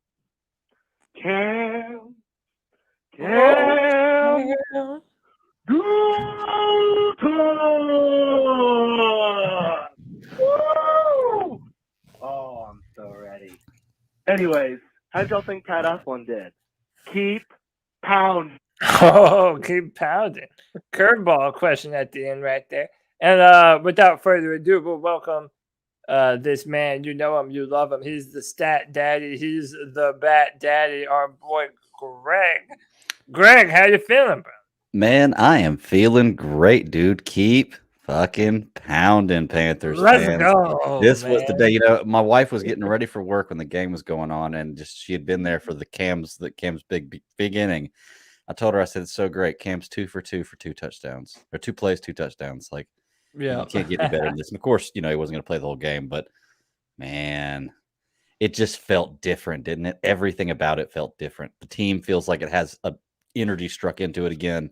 They feel like they want to win, and they can. Oh, I finally get to wear a jersey again on Sundays. Everything's so good, man. This is the best Sunday of the year so far. It is nice. We are back to normalcy. The pandemic is over, folks. Cam Newton is back at home. Let's keep going with these calls. C3, what's up, Cody? What's up, Tony? I'm so happy, man. I ain't been happy in a long, long time. Just having Cam back is a difference, man. He's putting juice on the offense. He injecting some juice into the defense. This is a different team. We are a threat to the NFL, baby. We are back. This is a difference. He's bringing leadership. Let's go. Something Sam Darnold couldn't do. Sam Darnold to sit on the bench and take a lesson from Cam. Man, I'm so happy. He's just bringing that fire, that desire. Everybody's playing motivated on the offense and defense. Man, I'm just so happy. I just got a loss for words. All right, I'm out. I don't want to be. I don't want to kick a man while he's down when it comes to Sam Darnold, particularly on the leadership kind of component. Because look, is that it's hard to be a leader when you haven't had any success. You know, it's hard. Like, I mean, is that, you know, Sam Darnold, no one believed in him, and including himself, arguably. So, like, to him to rally the troops was kind of an impossible task. You know, it's just like, I mean, like, that would be the worst speech. Like, you'd be like, do you remember what was that video that was floating around the internet? And it was a coach, and it was a college coach giving the speech, and he was trying to get them all pumped up, and like nobody was paying attention. They were like, they had been terrible, and they're like, and he like goes to give a high five, and nobody puts their hands in. They just all walk away. That's like asking Sam Darnold to be a leader. Cam, though, has the pedigree. He has the history. He's an NFL MVP, right? He's had success. He's been a leader. And I think he is a natural leader. So that's important. I do want to circle back to that question about Pat Elflein. Today's, interestingly, Cam Newton just being in the building made our offensive line better. And he didn't even have to be on the field, and they were better. Right? Now, we could say that maybe this is guys starting to get a little bit more opportunity. Who was the guy who played? Was Dennis Daly playing left tackle? Yeah, Dennis Daly was playing left tackle. What in the world? How, man, this is, I tell you, you got to go deep into the well to say, hey, who thought Dennis Daly was going to play a snap of left tackle this year? Right. Nobody. I mean, I wouldn't have guessed it, but I wouldn't have ruled it out either, especially with Matt Rule's I-85 comment. You know, it's like everybody's just kind of getting in with it, getting good on offensive line. So it's like, yeah, I don't know. Listen, we've all been, I feel like, very critical of Cam Irving and Pat Elflein, especially when Elflein's playing guard. But you know, Matt Rule being the type of guy that likes position versatility, you know, I think, you know, me and Drew might have talked about this at one point during one of the free-for-alls, I think. But that might be the change needed for Pat Elflein, man. Just let him ride at center. If that's where he can be successful and you know, really move people around and boss people around like Matt Rule says they love about Pat Elflein, that he has that grinder, wrestler kind of personality, then, hey, I'm down for it, man. We need a center. Pat Elflein could be just what the doctor ordered. I think he looked much better at center, and I personally hope that we try and keep him there. Exactly. That was one of the reasons I think we brought him in because of he's played guard and center. We talked about this on Debate My Take a few weeks ago when we were discussing if he needed to be moved to IR. And it was his past at playing center that was basically the centerpiece of my argument why he should remain on the team, because if a guy like Matt Paradis got hurt, you need someone that can play. And that's exactly what happened. Last week, though, we put Tecklenburg out there, and it was very, again, Matt Rule. I hope he comes out and says that Cam had a bad game. That's what I need him to do. Yeah, I need Matt Rule to come out and not give him, if he gives a Cam a single compliment. Reverse Jackson. I think that means he's going to not play him.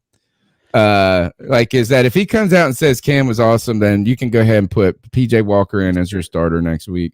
Because last week he was talking about Sam Tecklenburg playing center. He said, I just don't remember any plays where I was like, Sam got beat. He got beat. And then guess what? He didn't start this week. Tony, there is no planet where Cam Newton is not starting at Bank of America Stadium next week against Washington. Agreed. I know. I think so too. I think so too. Hey, by the way, a really cool photo. Somebody sent it to me as like a burn because it was doing it to Isaiah Simmons, who, I wanted the Panthers to draft. He's a Clemson guy. But dude, tell me this photo today. Tell me this photo isn't incredible. Mm-hmm. I mean, come on, man. And Cam Newton just running him over, going into the end zone, man. By the way, this is Cam Newton's first play back as a Carolina Panther, and he's going into the end zone. Dude. And he should have been tackled in the backfield too. He should have been tackled. Yeah, he should have been, dude. But he had that power. He can't be. That strength. Yeah, you can't tackle Super Cam, man. Come on. So I want to ask, I put this in the chat room. We were talking earlier right before the game. And just to throw the idea out there, and it's dumb. I know it's not true, but what if, just what if Matt Rule is actually a mastermind, okay? And he's like the Lex Luthor of the NFL. And instead of coming in and having Cam and knowing that he can't put the weapons around Cam to make this team what it needs to be, he can't tank because everybody can see that. Let's just get rid of Cam for a couple of years, get all the players we need around him, then bring him back and have the master team. Like, what if he's the mastermind and that was his plan to get around tanking? It's like when you cut out a light in traffic, you're still getting the same point, but you kind of cut out that corner. The cops still pull you over for it. It's really stupid. But yeah, what if he's that mastermind, y'all? What if it's revealed at the end of this season?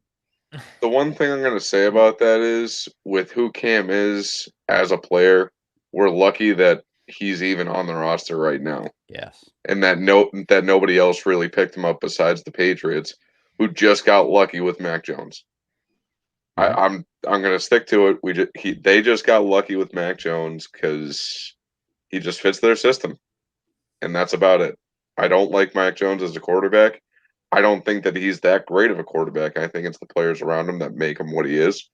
So that's just my 2 cents on that. Yeah. Cody, I thought that Isaiah, every time I saw Isaiah Simmons out there, he was getting smoked by Christian McCaffrey today. Yeah, Christian pretty much had no chance against him, man. Is that one across the middle where he just gave a little left, like he was going to go towards the outside. Like he had Isaiah Simmons lost, bro. He had him all turned around. Like there was no chance. He had no chance. I asked if Judon had any sacks. Someone said no, which is interesting if that's the case, because before this game, Hassan Reddick was at 8.5 sacks. So if he only got 1 in this game, he goes up to 9.5, which then would move him to 3rd in the league in sacks, and only behind Myles Garrett, TJ Watt. Right now, he was behind this. These are the guys ahead of him right now, or before today. Garrett, Watt, Golden, which he didn't get a sack today because we didn't give up any sacks that I know of against Arizona. Landry, Judon, and then Reddick. So big day, man. Like Reddick is at the top of the list, and these are big time names. He's ahead of Leonard Floyd. He's ahead of Chandler Jones. He's ahead of Robert Quinn. He's ahead of Nick Bosa, Shaq Barrett. He's having a good damn year, dude. Yeah, he is. I mean, we still have how many games? What was this week? This is our 9th game. There's still 8 more games. Is that right? Yeah. Let me be certain. Yeah. And guys, not to get ahead of ourselves, but I remember last week we were talking about the rest of the schedule, and we were like, yeah, that back end is a murderer's row. Honestly, I'm not feeling that threatened by that back end anymore. It's getting easier each week that passes, right? The Giants. Everything we have to play on that back end, our defense will travel. And now that we're going to have a competent offense to go along with it, Washington just beat the Buccaneers. Jacksonville just beat Buffalo. We've already beaten the Saints. Yeah. Yeah. I'm It's a telling tough They're division. not getting better. You know, they're not. We played the Saints when they had Winston, where they actually could. You know, they're getting worse. And now they're And playing Kamara's Trevor hurt. Simeon and what Hill at quarterback. So I'm looking at our back end schedule and I'm like, hey, if our defense keeps playing the way that they're playing and Cam comes back and we have a competent offense to play complementary football, I like our chances. I do too, I man. agree. That's a fantastic point, Drew. I mean, we beat the Cardinals today, and we all thought that was going to be one of the toughest games on our schedule, right? But we We came away did with get a them. big We time did get them W. limping though. Yeah. We We got got to them handle living. some Hey, but hey, quarterbacks. man, I'll you have to play the team in I'll front take of it. you. But Yeah, Tony, you have to said play the they team were in out front. without Kyler Murray and they didn't have DeAndre Hopkins. Neither one of those two play defense. Yeah, I mean, you know, I'm of the mindset though that going forward, Drew. Look, everything that we want is out in front of us, man. We play the Washington football team, the Miami Dolphins. We get a bye, and then we play Atlanta, and we go home to play Atlanta. This is a perfect opportunity for the Panthers to get hot, boy. Let me tell you. I mean, going into those final 4 games on the road against Buffalo, then Tampa, New Orleans one more time, Tampa Bay again. Like, man, if we can find our rhythm, then the sky is the limit, man. Our defense travels, like Drew said. We've been playing fast and aggressive. And then one more thing I wanted to pinpoint on our defense, another fantastic performance from Shaq Thompson, who had 6 tackles, 1 sack, 2 quarterback hits, 2 pass breakups. Our defense is playing their best football right now. We still have one of the very best defenses in all the NFL. Oh, yeah, and we're still hoping that at some point we're going to be hearing news that J.C. Horn is going to be coming back to the football team. The Panthers are No, getting healthy I don't at think. the You right think that's really going to time. happen this year? Yeah, They why don't wouldn't really he? If we go into Yeah, the why playoffs, wouldn't it? He's definitely. If we have a chance to make the playoffs, there is 0 chance that J.C. Horn isn't beating down David Tepper's door or whoever's door that's going to make the decision to let him play. Of course, If you add him to this team, like I don't even know. Nightmare fuel. Yeah, like I mean, it's like kind of absurd. It's like a gluttony of riches in the secondary. I mean, the fact I got some questions about C.J. Henderson, why he is not playing at all. But you know what? I'm not. The only reason I have those questions or even care is just because I want the move to work and be like also like some great end game. But the Keith Taylor guy, isn't that what his name is? This guy's been playing good. I mean, he's been playing good. Like, I mean, and you got to get those rookies. You got to surround them with other guys that make their jobs easy, right? So a rookie, you don't put too much on a rookie, in my opinion, right? Is that it's okay when you got Gilmore out there and this, and then all of a sudden Taylor can thrive, right? Like, do you guys remember from the Super Bowl team, Ricky Manning Jr. was awesome, but he was awesome because he was around other people that made his life easy. You put Ricky Manning Jr. on a different team, and it was like, gosh, it's hard. So I think that, man, we have high expectations for Taylor, but I don't have high expectations for him when he's surrounded by a bunch of bums. Burris came back this week, a guy that has actually seemingly meant a lot more to this football team than we gave him credit for early on. When it comes to this defense, I want to go back to something Drew said, though, about Kyler Murray and the Cardinals. No, those guys don't play defense, but what we have learned so rudely, we have learned it this year, is that your defense, regardless, is still affected by the offense of their own team, you know. And so the fact that they couldn't stay on the field, the fact that there was no real fear that they could strike into the Carolina Panthers on offense, that made their defensive job for the day a lot more difficult. You know, it just put them in places where, and Cam, I mean, and this is what Cam, I think, did, is that, and with PJ, it's like we could just do whatever we wanted. You know, if we needed the ball, we need to throw the ball. You're saying that the Cardinals felt our pain the last few weeks this week. Exactly. It looked like a role reversal. They looked like us the last few weeks. They did. That's exactly what it was, because, and I wanted our defense, and I did sympathize, or not say sympathize. I'm critical of our defense. They had some chances that they could have kept us the game a little closer in the past few weeks, that they could have done something. And I knew it was a Herculean task to ask of them to do that. But that was what we had. That was the thing, that was the hand we were dealt at the time. In this case, again, I got to say, if you're Shaq Thompson, if you're Dante Jackson, if you are Hassan Reddick, and you're walking on that plane today, you gave your offense, you set them up, and they finally didn't just fumble all over themselves. So, I mean, like, we were not a deadly offense today, but when the defense put us in a good position, we were able to capitalize. We scored more points than we've scored all season long. And that was with PJ Walker at the helm and Cam Newton playing like 10 plays. Against one of the best defenses in the league. Yeah, and all of a sudden, dang, Joe Brady knows how to call football again. And he has some cool calls today. Not trying to put the cart before the horse, but I mean, think about this, guys. Tampa Bay did this last year. They lost the game, and then they ended up rattling off wins the rest of the season after they had lost their 5th game. Can you imagine if by some chance we ran the table at this point? We would actually win the division because we would have a tiebreaker against Tampa Bay. Yeah. I mean, we're undefeated in the yeah, you're right. And on top of this, is this not the greatest tweet? Joe Brady doing the 1-0 with the Cam Newton font. Yeah. Yeah, it's awesome, dude.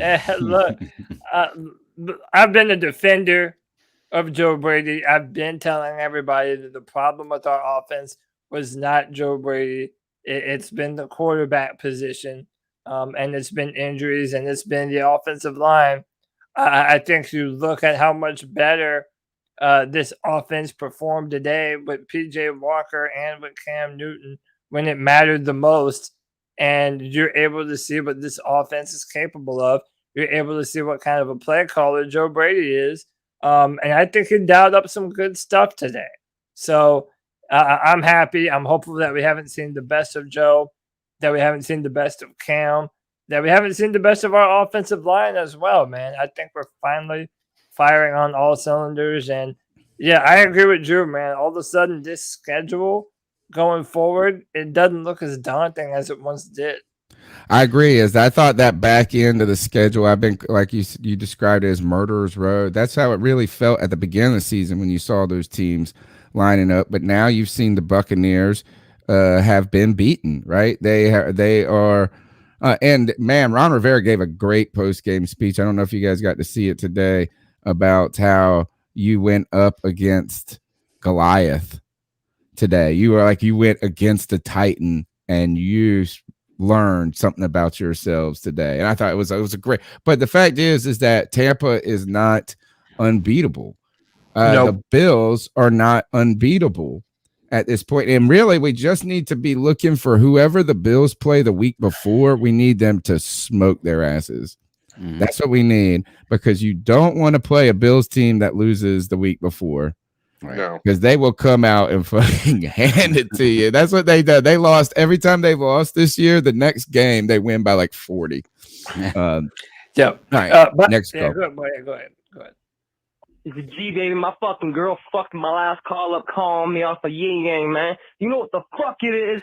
Cam, Rand, Terrell, fucking Newton, Cody, Lack, let these motherfuckers know who the Let's go. Panthers are, motherfuckers. Let's go. Media. Fuck everybody. All aboard. Come ride the choo-choo train. The fuck they talk about? I don't give a fuck if Kyler Murray and D-Hop was out. I don't give a fuck. That's what happened. It's called the NFL, man. And we went to the desert and we whooped they asses, man. We whooped they asses. We bust they ass, man. That's an ass kicking, man. We bullied them, man. Come on, man. The fuck they talking about? Cameron Jarrell Newton? What? Are you fucking kidding me? 2 plays? First 2 plays, he touches the fucking ball, rushing TD, passing TD. This is what the Carolina Panthers needed the entire time, man. This is what he does, man. This is why he's my favorite player of all motherfucking time, bruh. The fuck they talking about, man? Ain't no one fucking with us when we have Cam Newton, bruh. Every team in the NFC South lost today, boys, and we fucking won, and we're still undefeated. We are very much in this shit. The fuck they talking about, G? Oh my god! Oh my god! It sounds like I've said it the last few days. The motherfuckers Mccaffrey been whooping their asses ever since he walked in the league, and even before then when he won the national title in that stadium, baby. He said, I'm back. Fuck whoever hates it, man. You want to know why they hate it? Because they wish they had it, bruh. They wish they had that shit. Motherfuckers, go. We in this bitch, baby. Oh man, Cam Newton does good things for you, man. Gets the blood pumping. It just and it's meant a lot to this podcast. That's why it was so hard when he left, you know, for us. I mean, it was like an emotional thing for me. And I know that the reason I didn't like Teddy Bridgewater at all because he won Cam Newton, right? I mean, I knew that was part of it. Yeah. Because it means so much. He means so much to so many fans of the Carolina Panthers. And you can hear that energy. You can hear that optimism in the calls today. I want to give a big shout out, and I always say his last name wrong, and he's still my brother, though, on Facebook, Bill Daughtry, who is, and I know I can't pronounce your last name. No matter how many iterations I tried, I get it wrong. But this dude took his daughters to this game, and he bought these tickets before Cam Newton was around, before Thursday, and he sent me a message. He said, damn, I gotta go to this game. You know, like I'm taking my daughters to this game, but we're going. And then when the Cam shit came, I was like, oh my god. I was like, if this dude gets to see Cam Newton score a touchdown, that alone would make that, no matter what the bloodletting was for the Carolina, if we would have got smoked and Cam Newton scored 1 touchdown, that would have made his journey to this game better, right? But today he got to see 2 back-to-back Cam Newton touchdowns and us smoke the hell out of Card. He sent me a message and he said, stadium is quiet. I sent him a message back. I said, I bet you weren't, though. I bet you weren't quiet today. Good Lord, how amazing is that it works out in that way. Like Cam was saying in his press conference, you can't write it any better than this. And imagine if the Carolina Panthers ruins the Arizona Cardinals season 2 years in a row. Right? That we were the game last year that started their decline. Mm-hmm. Oh my gosh. Yeah, I almost feel sorry for him at that point. Doesn't Cam kind of own Arizona too? Yeah, we won 6 straight against them. And he always plays well in that stadium. I think he played his national championship game in college in that stadium. He played a playoff game, and that's a big playoff game in that stadium. Like Cam, I think Cam has Arizona's number. So. I think we beat them. Did we beat them we beat them in that playoff game in 2014. Now they didn't have a starting quarterback. Remember Steve Smith caught, or was it 2014 or 2013? Steve Smith caught that NFC championship game in 2015, right? Yeah. Oh man, I was there. Oh, you want to talk about an atmosphere, bro? I physically was concerned for my safety at that game. When like the whole place was shaking. I thought like it could be like a sinkhole, you know, like that building that fell down in Miami. That's what I like. I mean, you could feel that sucker flexing, and you were like, I hope we get out of here alive, but it's worth it. It's worth it. It needs to be like that every week in Carolina. I know. Man. Come on. Well, guess what?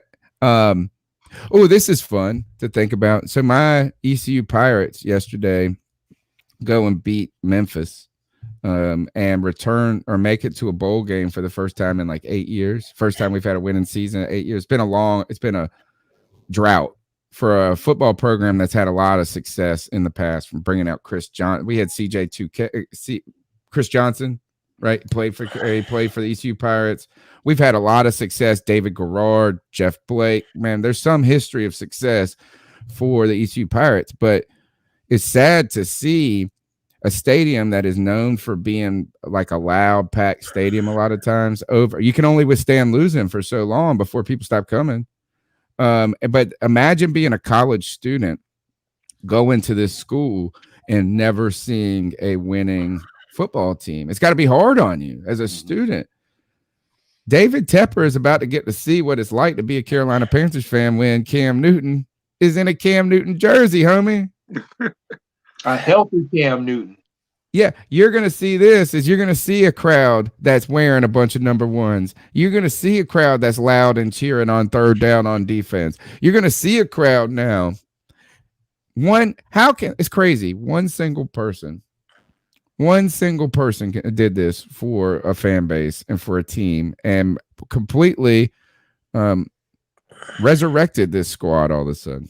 Next call. Yeah, man. My name is Noah McKay, and it's the most happiest day of my life. I mean, we played the best game we ever played in our life. Let's just keep pounding. We got a Super Bowl team, hopefully the playoffs. Oh, man. We got to listen to this call one more time. I'm listening to this call. My name is Noah McKay, and it's the most happiest day of my life. I mean, we played the best game we ever played in our life. Let's just keep pounding. We got a Super Bowl team, hopefully the playoffs. This young man not only is wise and enthusiastic and having a great day, but I tell you that is he don't sound like he's the oldest person in the room, right? He needed this in his life. Mm-hmm. He needed this in his young life of being a football fan and a Carolina Panther fan. He said, this is the best day of my life. Keep that energy, boy. Keep that passion. Man. Hey, young man, keep that same energy, bro. Shout it at the top of your lungs so everyone can hear it, too. Panthers are going to the bowl. We don't care what no one says. We don't care what no one says. This is all feelings, no facts. We don't care. Go ahead, Drew. I mean, you couldn't write it better if somehow, some way we ended up winning the bowl. Oh, gosh. I mean, come on now. I mean, really?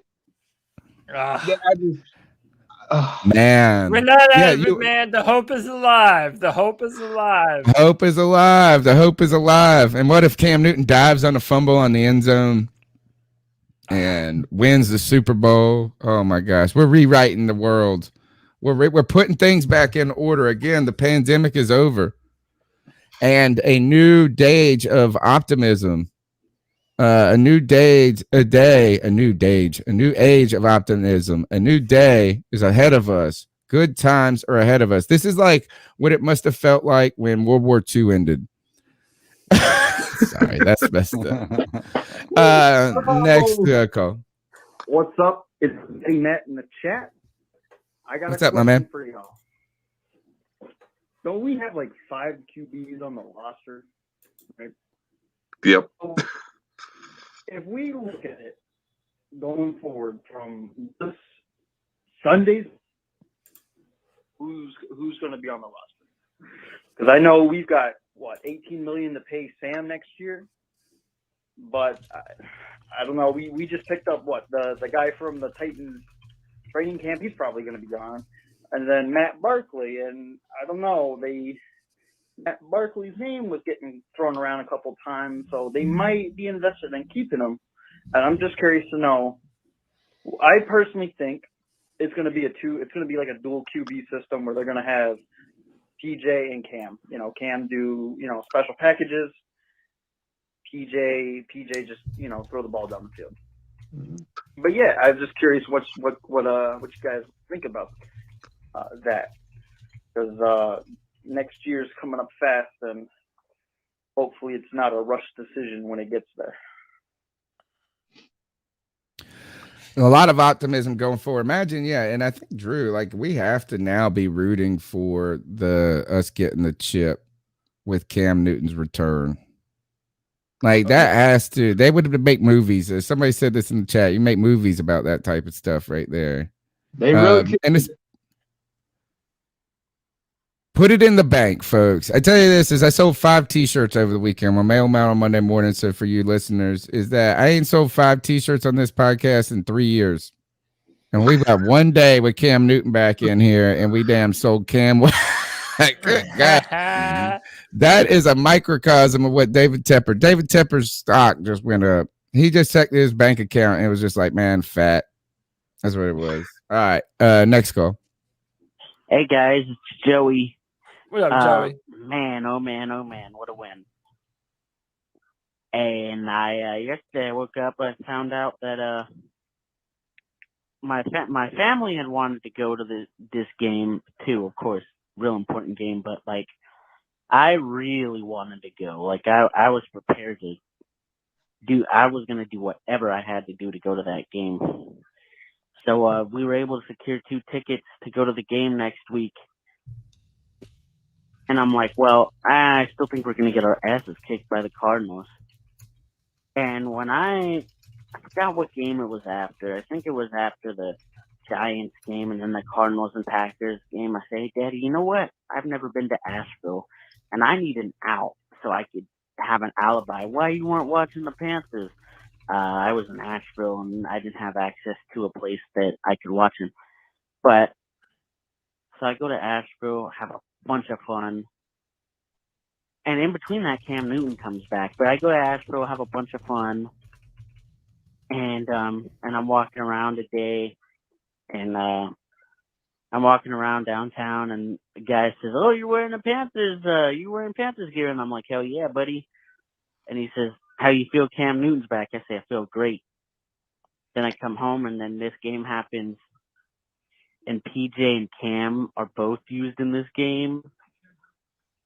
And this is awesome. Oh, hold on. You know he got it. He don't let things in like that. Hey guys, it's Joey again. And I just wanted to ask, you know, when we had that win against Atlanta, like, first of all, it was like a 19-13 win or something, but it was a win. And we found out it was definitely not sustainable. Do you think this win is sustainable? Can we carry it on to next week? Or are we just going to come back home and get our ass beat again?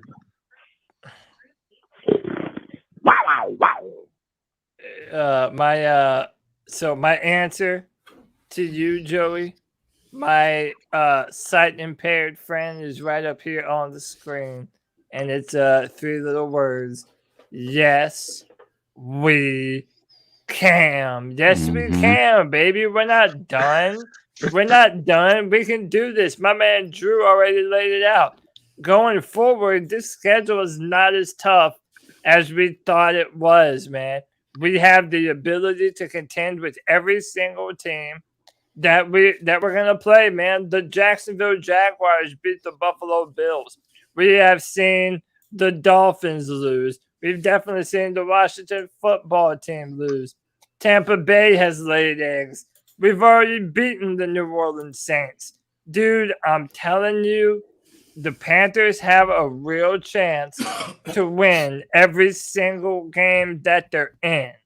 Okay? Yep. I don't care what anyone else has to say. The Panthers are legitimate contenders. Yep. The symbol means hope. From Krypton. I'm telling you. we have hope in Carolina now. I'm excited to watch football again, finally. I told my wife this is the first time in honestly almost 2 years that I've been really excited to watch football again. Don't even care who we're playing or if we win. I'm just so happy to see Cam play. That's what I've been excited to watch the defense play this entire year. But over the last 2 years, I have not really been excited for the offense. Mm-hmm. And today was the first time where I was just pumped to see the offense play.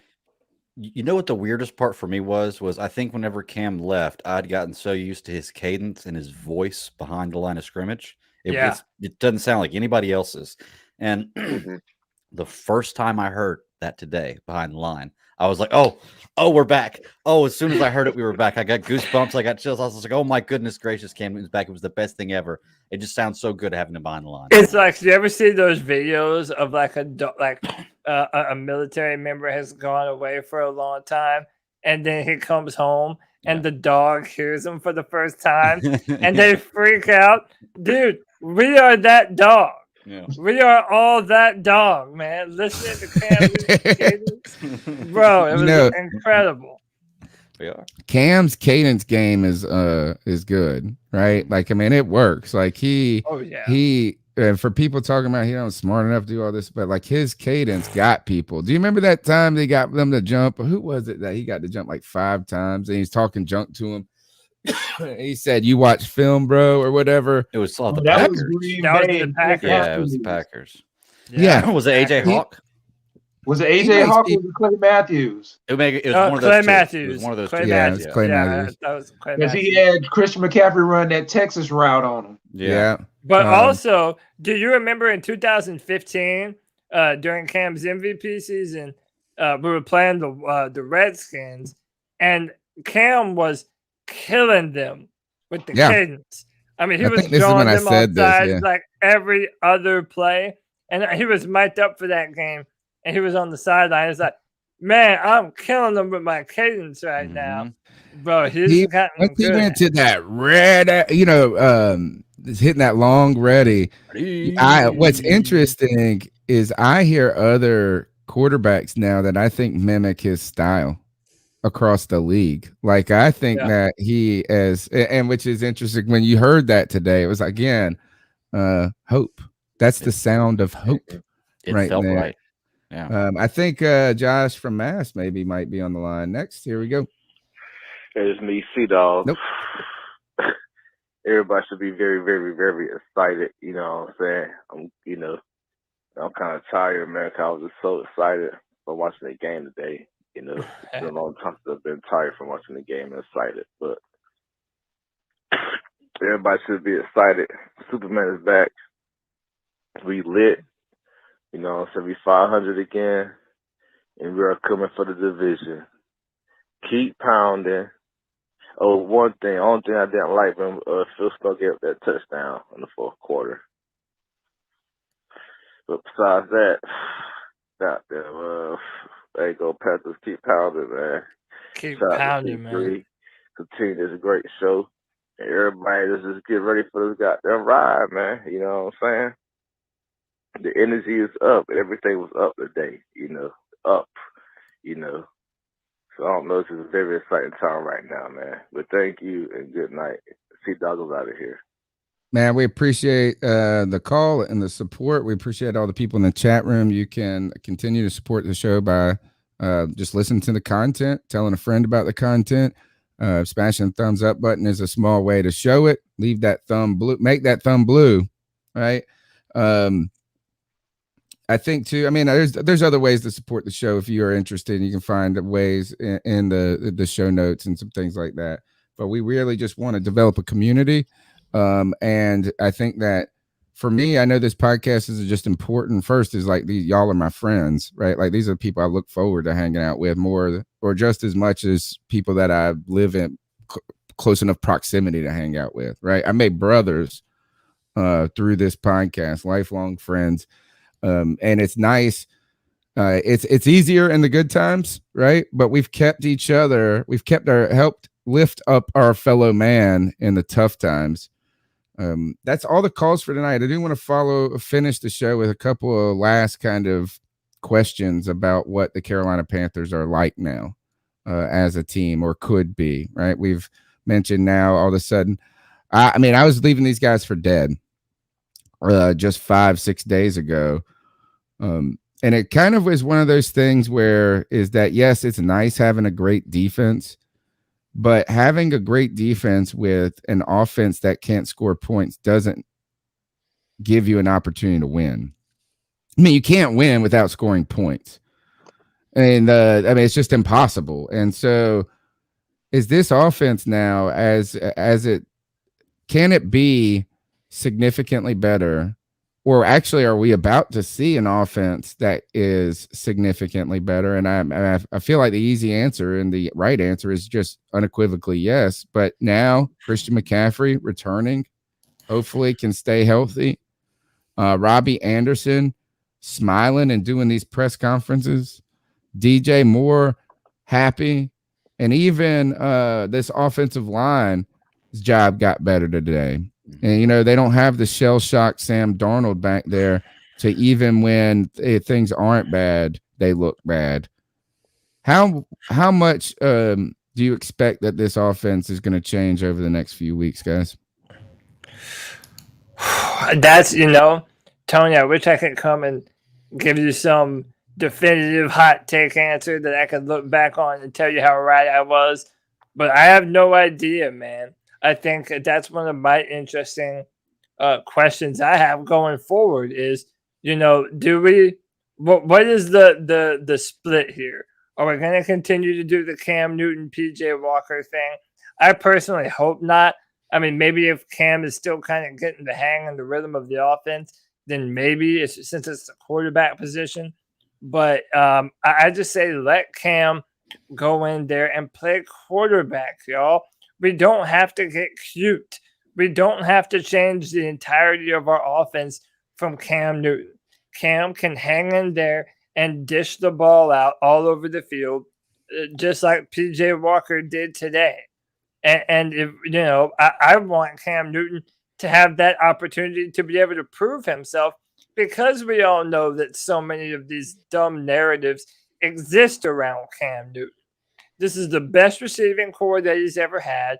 Let him be confident in the offense. Let him get ingratiated to the receivers, get on time, get on rhythm, and let Cam Newton roll, man. And I don't think that theoretically Joe Brady should have to do too much. I mean, maybe some more RPO stuff and trying to get Cam Newton running. Not running him back like we were running him during his MVP season, but enough to make opposing defenses have to fear and respect Cam Newton's legs. As long as he does that, it doesn't seem to me like they have to make too much of a fix to this offense right now to get it optimized for Cam Newton. Mm-hmm. Yeah, he makes an immediate impact, and I think it's for the positive because, I mean, you can even look at they showed a replay of one play in this game specifically where he's doing the quarterback option play, and he holds the ball in there so long, and you see it's down to the last second. They showed it from behind, and it just took that one little second for Cam Newton to hand it off to Christian McCaffrey. Christian McCaffrey was able to get past the first line because he waited that long. You don't get that with Sam Darnold. I don't know about PJ Walker. Maybe you get it with PJ Walker, but I think as soon as you insert Cam Newton in there, the defensive scheme that the other team has changes instantly. There's so much more they have to worry about. I can see us getting back to what we thought we were going to be after the first 3 games, where we have a top 3 wide receiver, a top 5 running back, a top 10 overall offense. I could see us doing that if Cam could get back and get in the rhythm. Even with the offensive line the way it is, if it can play at least as good as it did today, I don't see why we can't be a playoff team contender. Yeah. And Cam, Is anybody? Mm-hmm. Yeah. Is anybody? I'm pretty sure. Now, I haven't studied football as well as I don't know the X's and O's like most people, or a lot of people do. Most people don't know X's and O's, but I'm a visual guy. Like I could just do the eye test, and it turns out a lot of times it's pretty dang just accurate, right? I mean, that people that know football will be able to explain to me why what I'm seeing is good. But you can look at something and just say that looks good or that don't look good. And I don't know. I haven't studied the RPO in depth. But I don't know if I think that there is I think there's an argument that no one has ever run it better in the world than Cam Newton. Yeah. Like that quarterback run pass option. It's actually a hard thing to do. You know what I'm saying? Like you can't teach people to do it overnight. You got to make a lot of decisions quickly and you got to have a lot of confidence. Cam Newton he runs it well, right? He knows how to give it when it's give it when he needs to give it, keep it when he needs to keep it. And he holds it to the last second, and you don't see a lot of problematic exchanges when it comes to Cam. And this one is my favorite right here. Yeah, I posted this on my on my Facebook too, dude. I love the memes. The memes are just fun, dude. They're just fun. I love them. It's just awesome, man. Being a Panthers fan is fun again. It definitely is fun. I mean, let's face it, the coaching staff has already basically answered any questions we have as far as what's going to happen moving forward. Last week against the Patriots, going into the half, we were down by a manageable amount. We had 30 seconds left, and we had timeouts, and we just let the clock run. This week, we're trying to make things happen. So the coaching staff has already told us everything that we need to know. We're rolling with Cam. Sam is gone, and we're going to go somewhere. I think they want to go on that run, and they want to see how far we can take this. And I am pumped to finally see it. All right, it looks like we got a call from Josh from Mass in, so we'll see if we'll sneak this one in, and then we'll start dabbing on some folks. We get I get to pull up that soundbite too. Yo, C3 fam, Panther fucking nation, you know who the fuck this is. It's your boy, the great Northern Panther, Josh from fucking Mass. And what a fucking game. The man, the king, the one, the only, number one is back, baby. And if y'all don't like it, you just suck his fucking dick. Shut the fuck up, man. Nobody likes what you're doing. Not a soul likes it. Except for maybe that dude who just ripped that fucking beer and tossed it during the J.C. Jackson interception pick 6 last week. From the top, this guy. We were at the game last week, and this dude 20 rows up from us in the top deck just tossed a full fucking beer. That was ridiculous. That image will forever live in my mind. But another image that will forever live in my mind is Cam taking his helmet off and screaming, "I'm back." And he's back. The whole team just looked different. Did they not? Did they not look like fucking contenders? Did they not look like fucking a beautiful monster piece out there? You can't deny it. And if you're denying it, you're full of shit. And you need to fucking get on your knees and apologize to Cam Newton right here, right now. We'll give you a moment of silence. That's all you get, because I got more to say, because this defense looked dominant. The offense looked great with PJ out there, with Cam out there. Man, the rest of the NFC South lost today. Yeah. Fuck the Saints and fuck the Cucks. Oh, I mean the Bucks. My bad. I meant to say that. I'm going to apologize. I'm not going to apologize because I don't owe any apologies because I never doubted Cam Newton. And now the man is back. And now y'all hearing this cat call. And it's Sunday night. And I'm Liddy McTeedy's been drinking beers, ripping beers. Is in order. Fucking ripping beers. And the Panthers are back, baby. You can't stop us. You can't deny us. We're here. We're on tour. We're going on the road. We're fucking your girlfriend. It don't matter, yo. We taking it out here, yo. You know what I'm saying? We going live with this shit. Ace Boogie in the fucking house. Ace Boogie in the house. And I'm almost out of time. And I ain't got another rhyme. So I'm just going to sit here, drink another beer, and shit my pants because I'm out of time. C3 podcast. It's Josh from Mass, your boy, the great Northern Panther, and what a makeup for last week. I'm out. Nice. Oh, Jesus. Oh, Lord, what? There it is. Look, this is how excited Josh is. He does this. Oh, gosh. The world Shout is out in order. Josh, man. Order has been restored. Contributing to climate change since 1987. Yeah, Exactly. dude. You're making things worse, Josh. He met the tweet he sent was, "I brought the fire." I'm at the point where I could just end the season right now.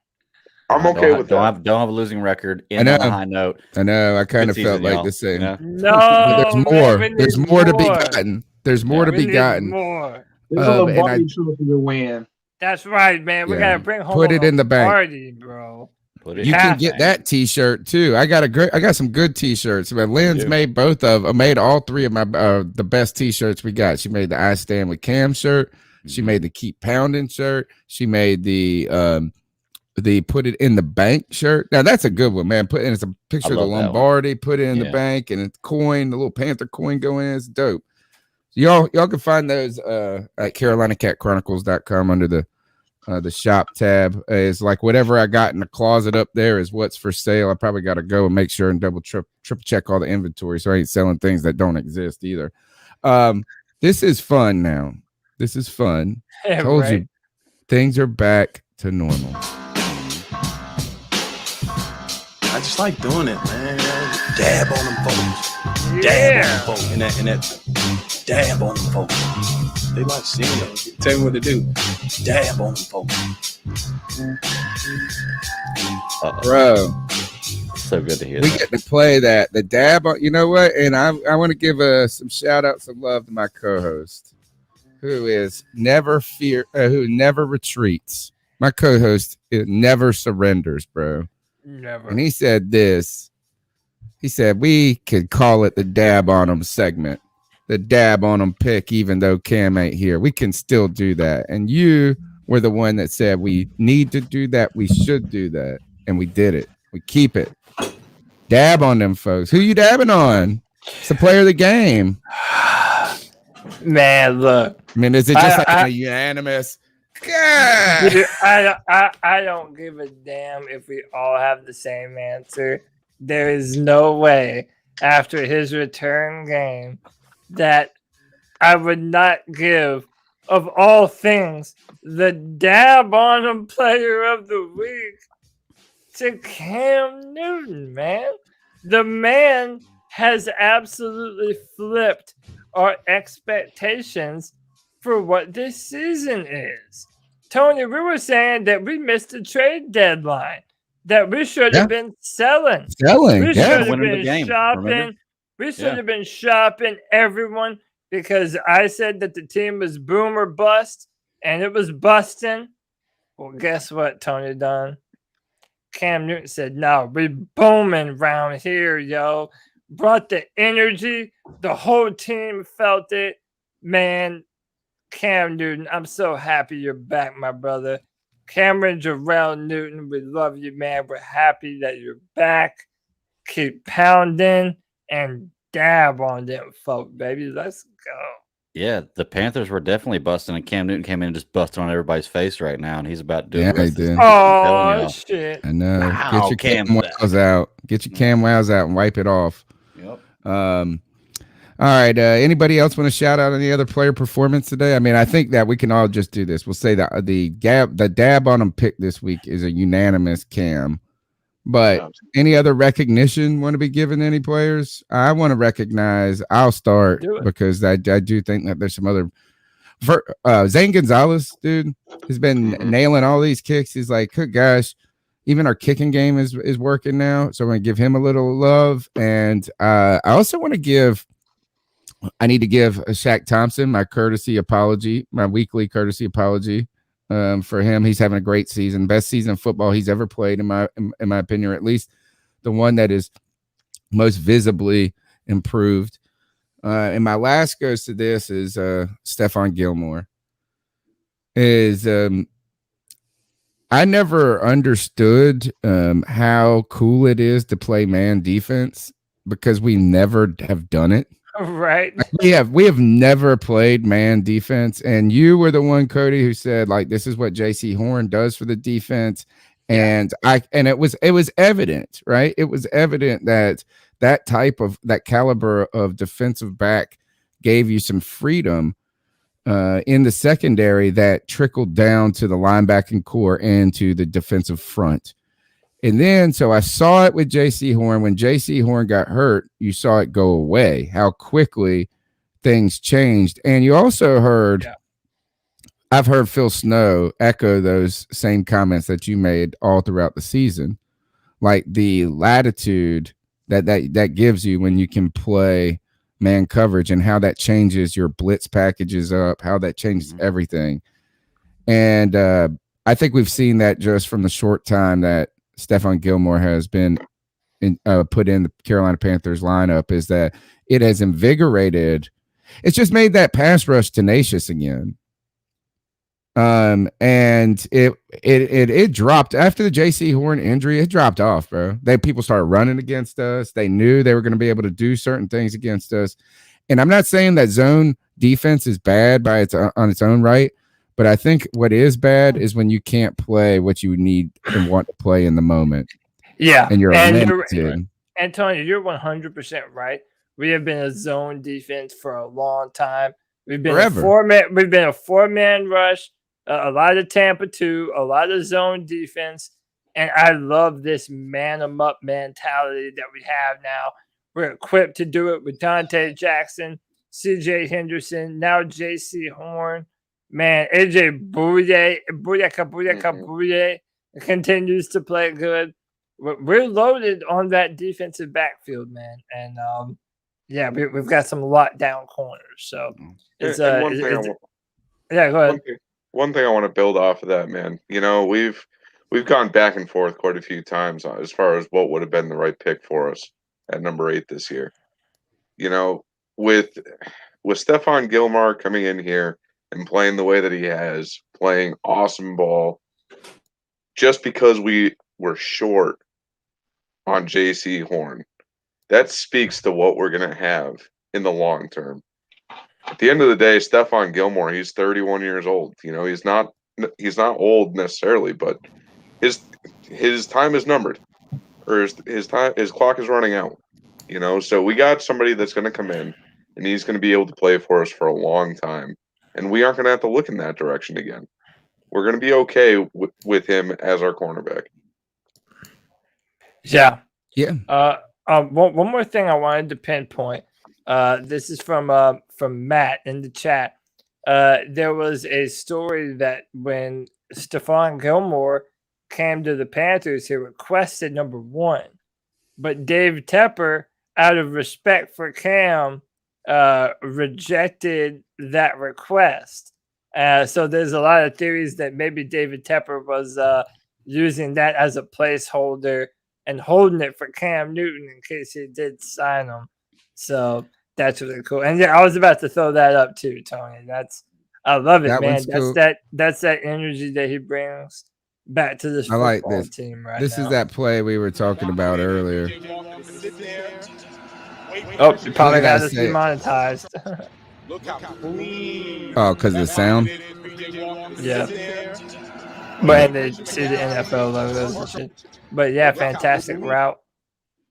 Man, it was just absolutely, dude, everything about the game today was everything the Panthers needed, man. We have hope. We have reason to believe that we're going to do and actually make a legitimate playoff push. Man, you have to be happy. Hey, go ahead. Well, I was just say, just touching on what you were talking about a minute ago, Cody, about David Tepper with the placeholder for the number 1 jersey. I heard somewhere, I've been watching a lot of stuff. I've been on such a high with this Cam Newton thing, and I've been watching all kinds of videos. I sent a link to it in our chat earlier to like an 8-minute video for Cam Newton for his YouTube show, where he's just going crazy about being in Carolina. And it's just so passionate and so great about how happy he is to be here. It's such a perfect match. I was reading somewhere, and I can't remember where now because I wanted to be able to cite this, but about how Tepper told Newton after he was cut that he was going to get him back one day. You know, and obviously everybody thinking we're going to bring you back, you know, to retire with the Panthers. You'll sign a 1-day contract whenever you retire a Panther. Do you think he really meant like, I'm going to get you back one day? Like Tepper never wanted to get rid of Newton, and this is what he's wanted all along, was to get Cam back. That's why he held the place for him. We all want to know. Inquiring minds want to know.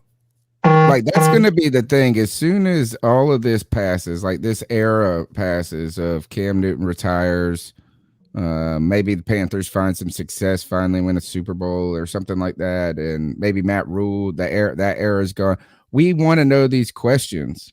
Mm-hmm. Like, I mean, I think the single question, if we could ask everybody, like if we just could have one insider piece of info, is the decision-making around the quarterback position since David Tepper took over. Mm-hmm. Who do we attribute it to? You know, like we want to know is like cutting Cam, whose fingerprints, who was the main one calling for that. Signing Teddy Bridgewater. Who is the main one? And we all speculate. We've speculated endlessly about these things. Next, the Darnold move, this and that. We want to know who has orchestrated these decisions. At least that's for me, like the one insider piece of info I want to know. You had David Newton on a day early.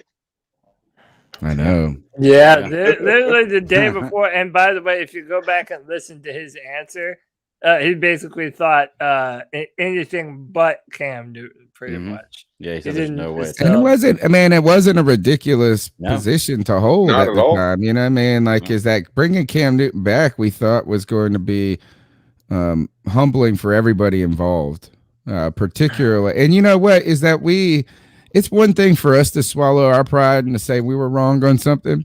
It's one thing for Matt Rule to swallow his pride and say he was wrong on something. But when you're a billionaire, dude, like nobody talks junk to you. Like you can't, like no mistake you can make can ever set you back, but so far. Right? You know what I'm saying? Like, I mean, it's just impossible. Like you would have to lose every bet for the rest of time. Right, for you to learn what it is like to be wrong, and so I think that's where it's interesting. That's where we thought that, and I said that on Debate My Take too. No way, no how. That didn't age well. I love how this is. Got to put some respect in Cam Newton's name when it comes to look at how everybody talked about his ego, his arrogance. Him being a problem, you know what I'm saying? Like the cancer, these types of things have always been thrown at Cam. Can you imagine a guy who looked more genuinely happy to be at home? You know, I think Cam is authentic, and people think that he is a fraud. That's what a lot of people think, is that this is all a fake. Like, even when he does say the right things, they would go, "Oh, he don't really mean it." I think Cam is truly authentic. I think like Cam is authentic in his own skin to the fact that he wears what he does all this ridiculous dress and all this, and he don't do it for he does it because that's who he is. And Cam said that, you know, and this is the one thing, this is when I really turned on Teddy Bridgewater for the end, like where I would not want him. Like I didn't like him. It went like, not only did I not believe he was right or good or anything, but I just started dislike.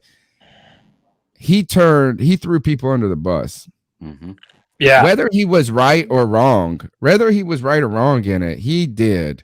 He never, and you know what Cam always did? Fell on the sword.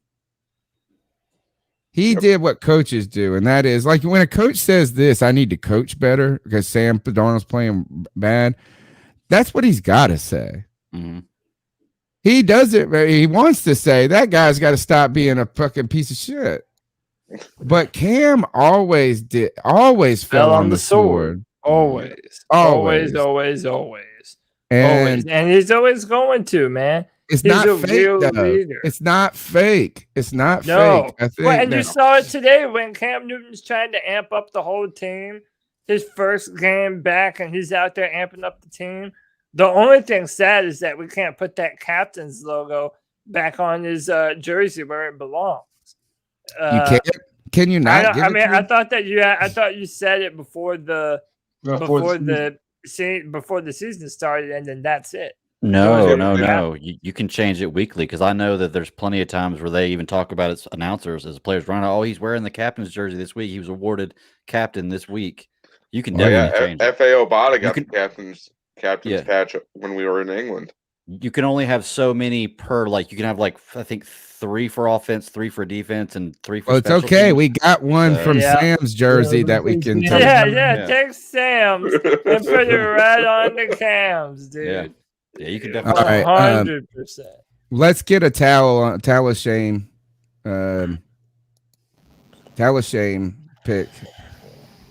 You know what? And again, everything's about Cam. Towel of shame goes to this is Cam haters, man. The people that said life was going to be better without Cam, and that he's done this and that. Well, look, this guy came back and saved Joe Brady's job today.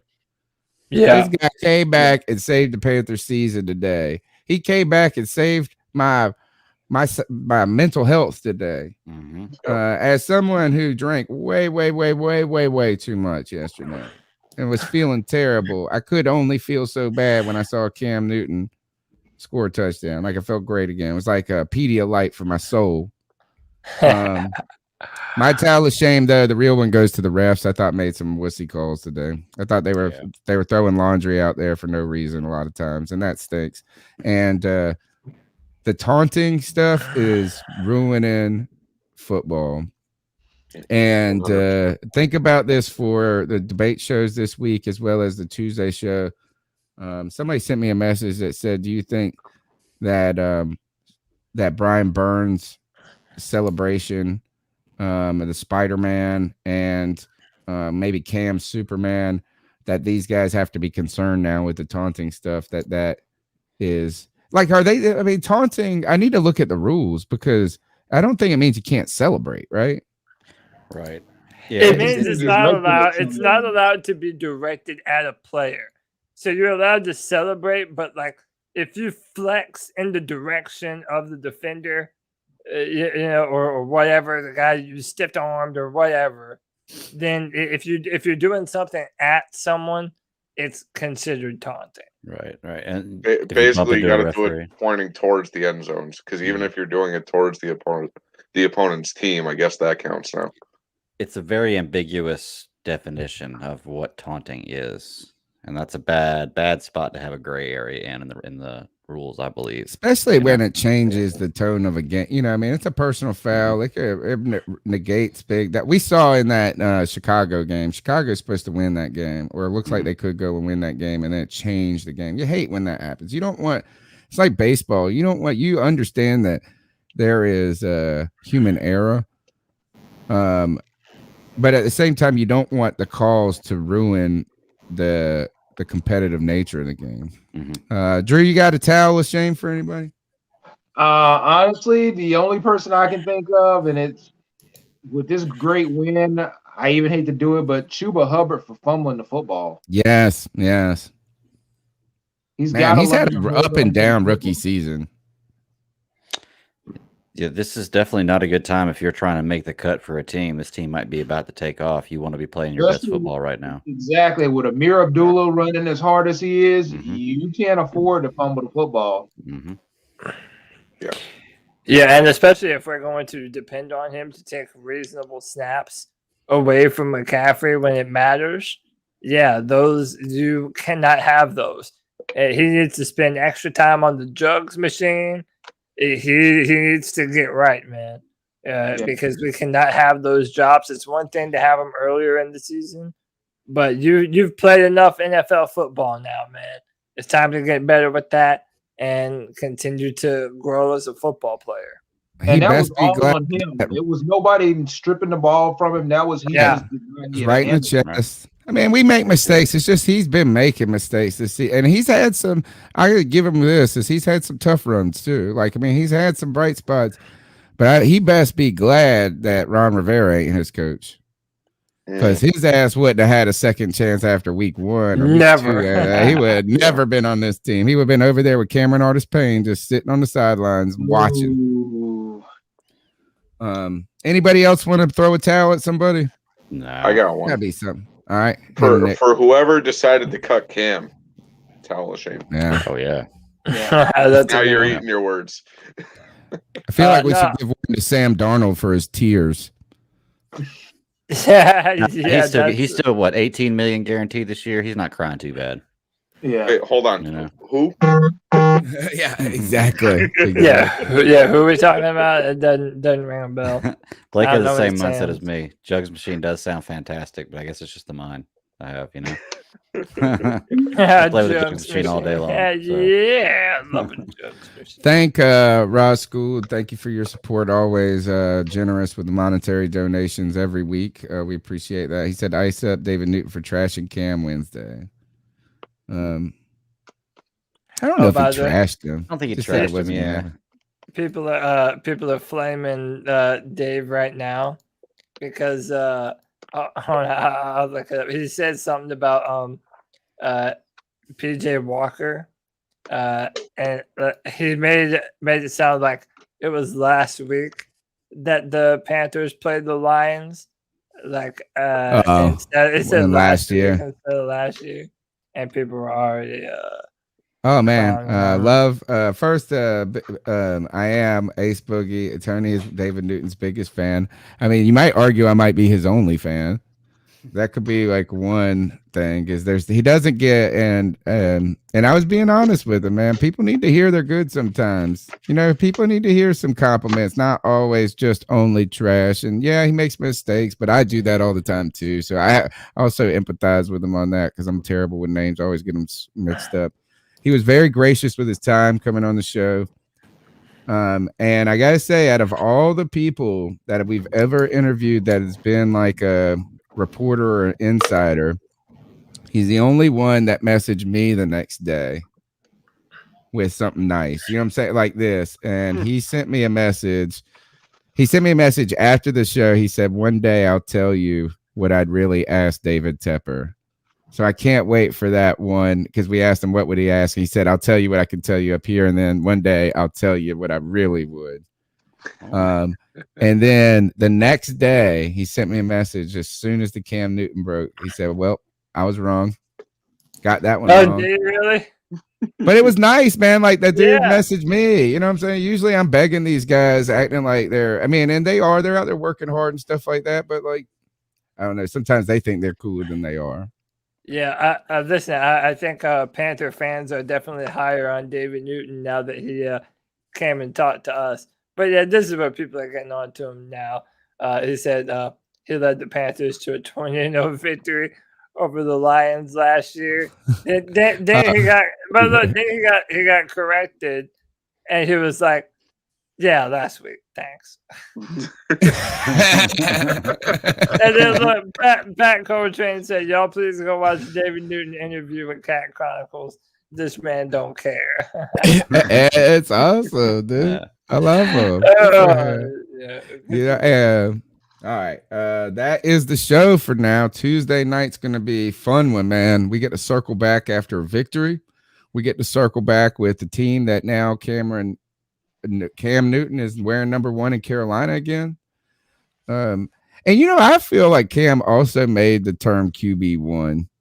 Like I feel like I didn't ever hear it just be called like that, like where it was like an actual that QB1. Been around for a while. Like man with the jersey number. Then you get other now quarterbacks like to wear the number 1. So I don't remember, you know what I'm saying? I have Sunday Night Football on my screen, and Mike Florio on the bottom. It says strong chance Cam Newton will start next week versus Washington. Strong. So to Peaceful Warrior or Peaceful Savage in the chat. Sorry to ruin your dreams, man. It doesn't seem like the Walker Wonder is gonna get any more starts at QB1. But hey, man, I'm happy for PJ. I know today was a heavy Cam Newton day, obviously, but I want to make sure that before we go, we give another big pat on the back to PJ Walker. Mm-hmm. PJ Walker played very well today. Came in, he was accurate. He was big on some third downs too. Got the ball out of his hand quick. PJ played a really good game today, man. And I don't want to take that away from him. And he got blown up a few times. Stood his ground in there.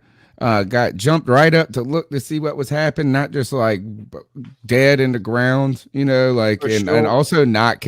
I always loved that with Sam Darnold. As he gets smashed and they like didn't even care what happened in the play though. It was just like he was like laying down. I mean, and you were a little worried about his health down there, but PJ was like, "Oh, did I make the pass?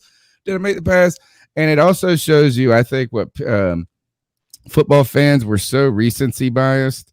And hey, look, I'm guilty of this as too. It's just 5 days ago, I was ready to, I just didn't think there was any hope for the team going forward. And now I'm back on it, right? And Drew, you said this too on when we were doing the Thursday thing when the Cam Newton news you came across. Is like how one little piece of evidence or one little event changes your outlook.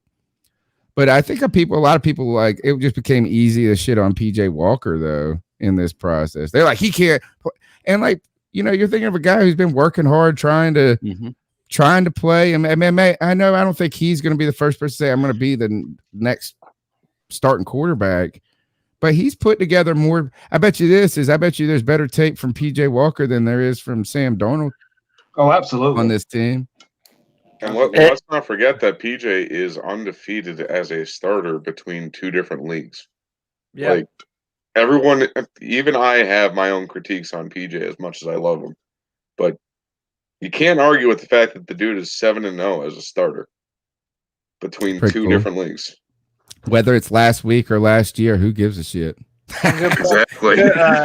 Also, a good point by Ross too. That 2-point conversion was a laser beam that he threw, and also it was a good play call by Joe Brady as well, man. Yep.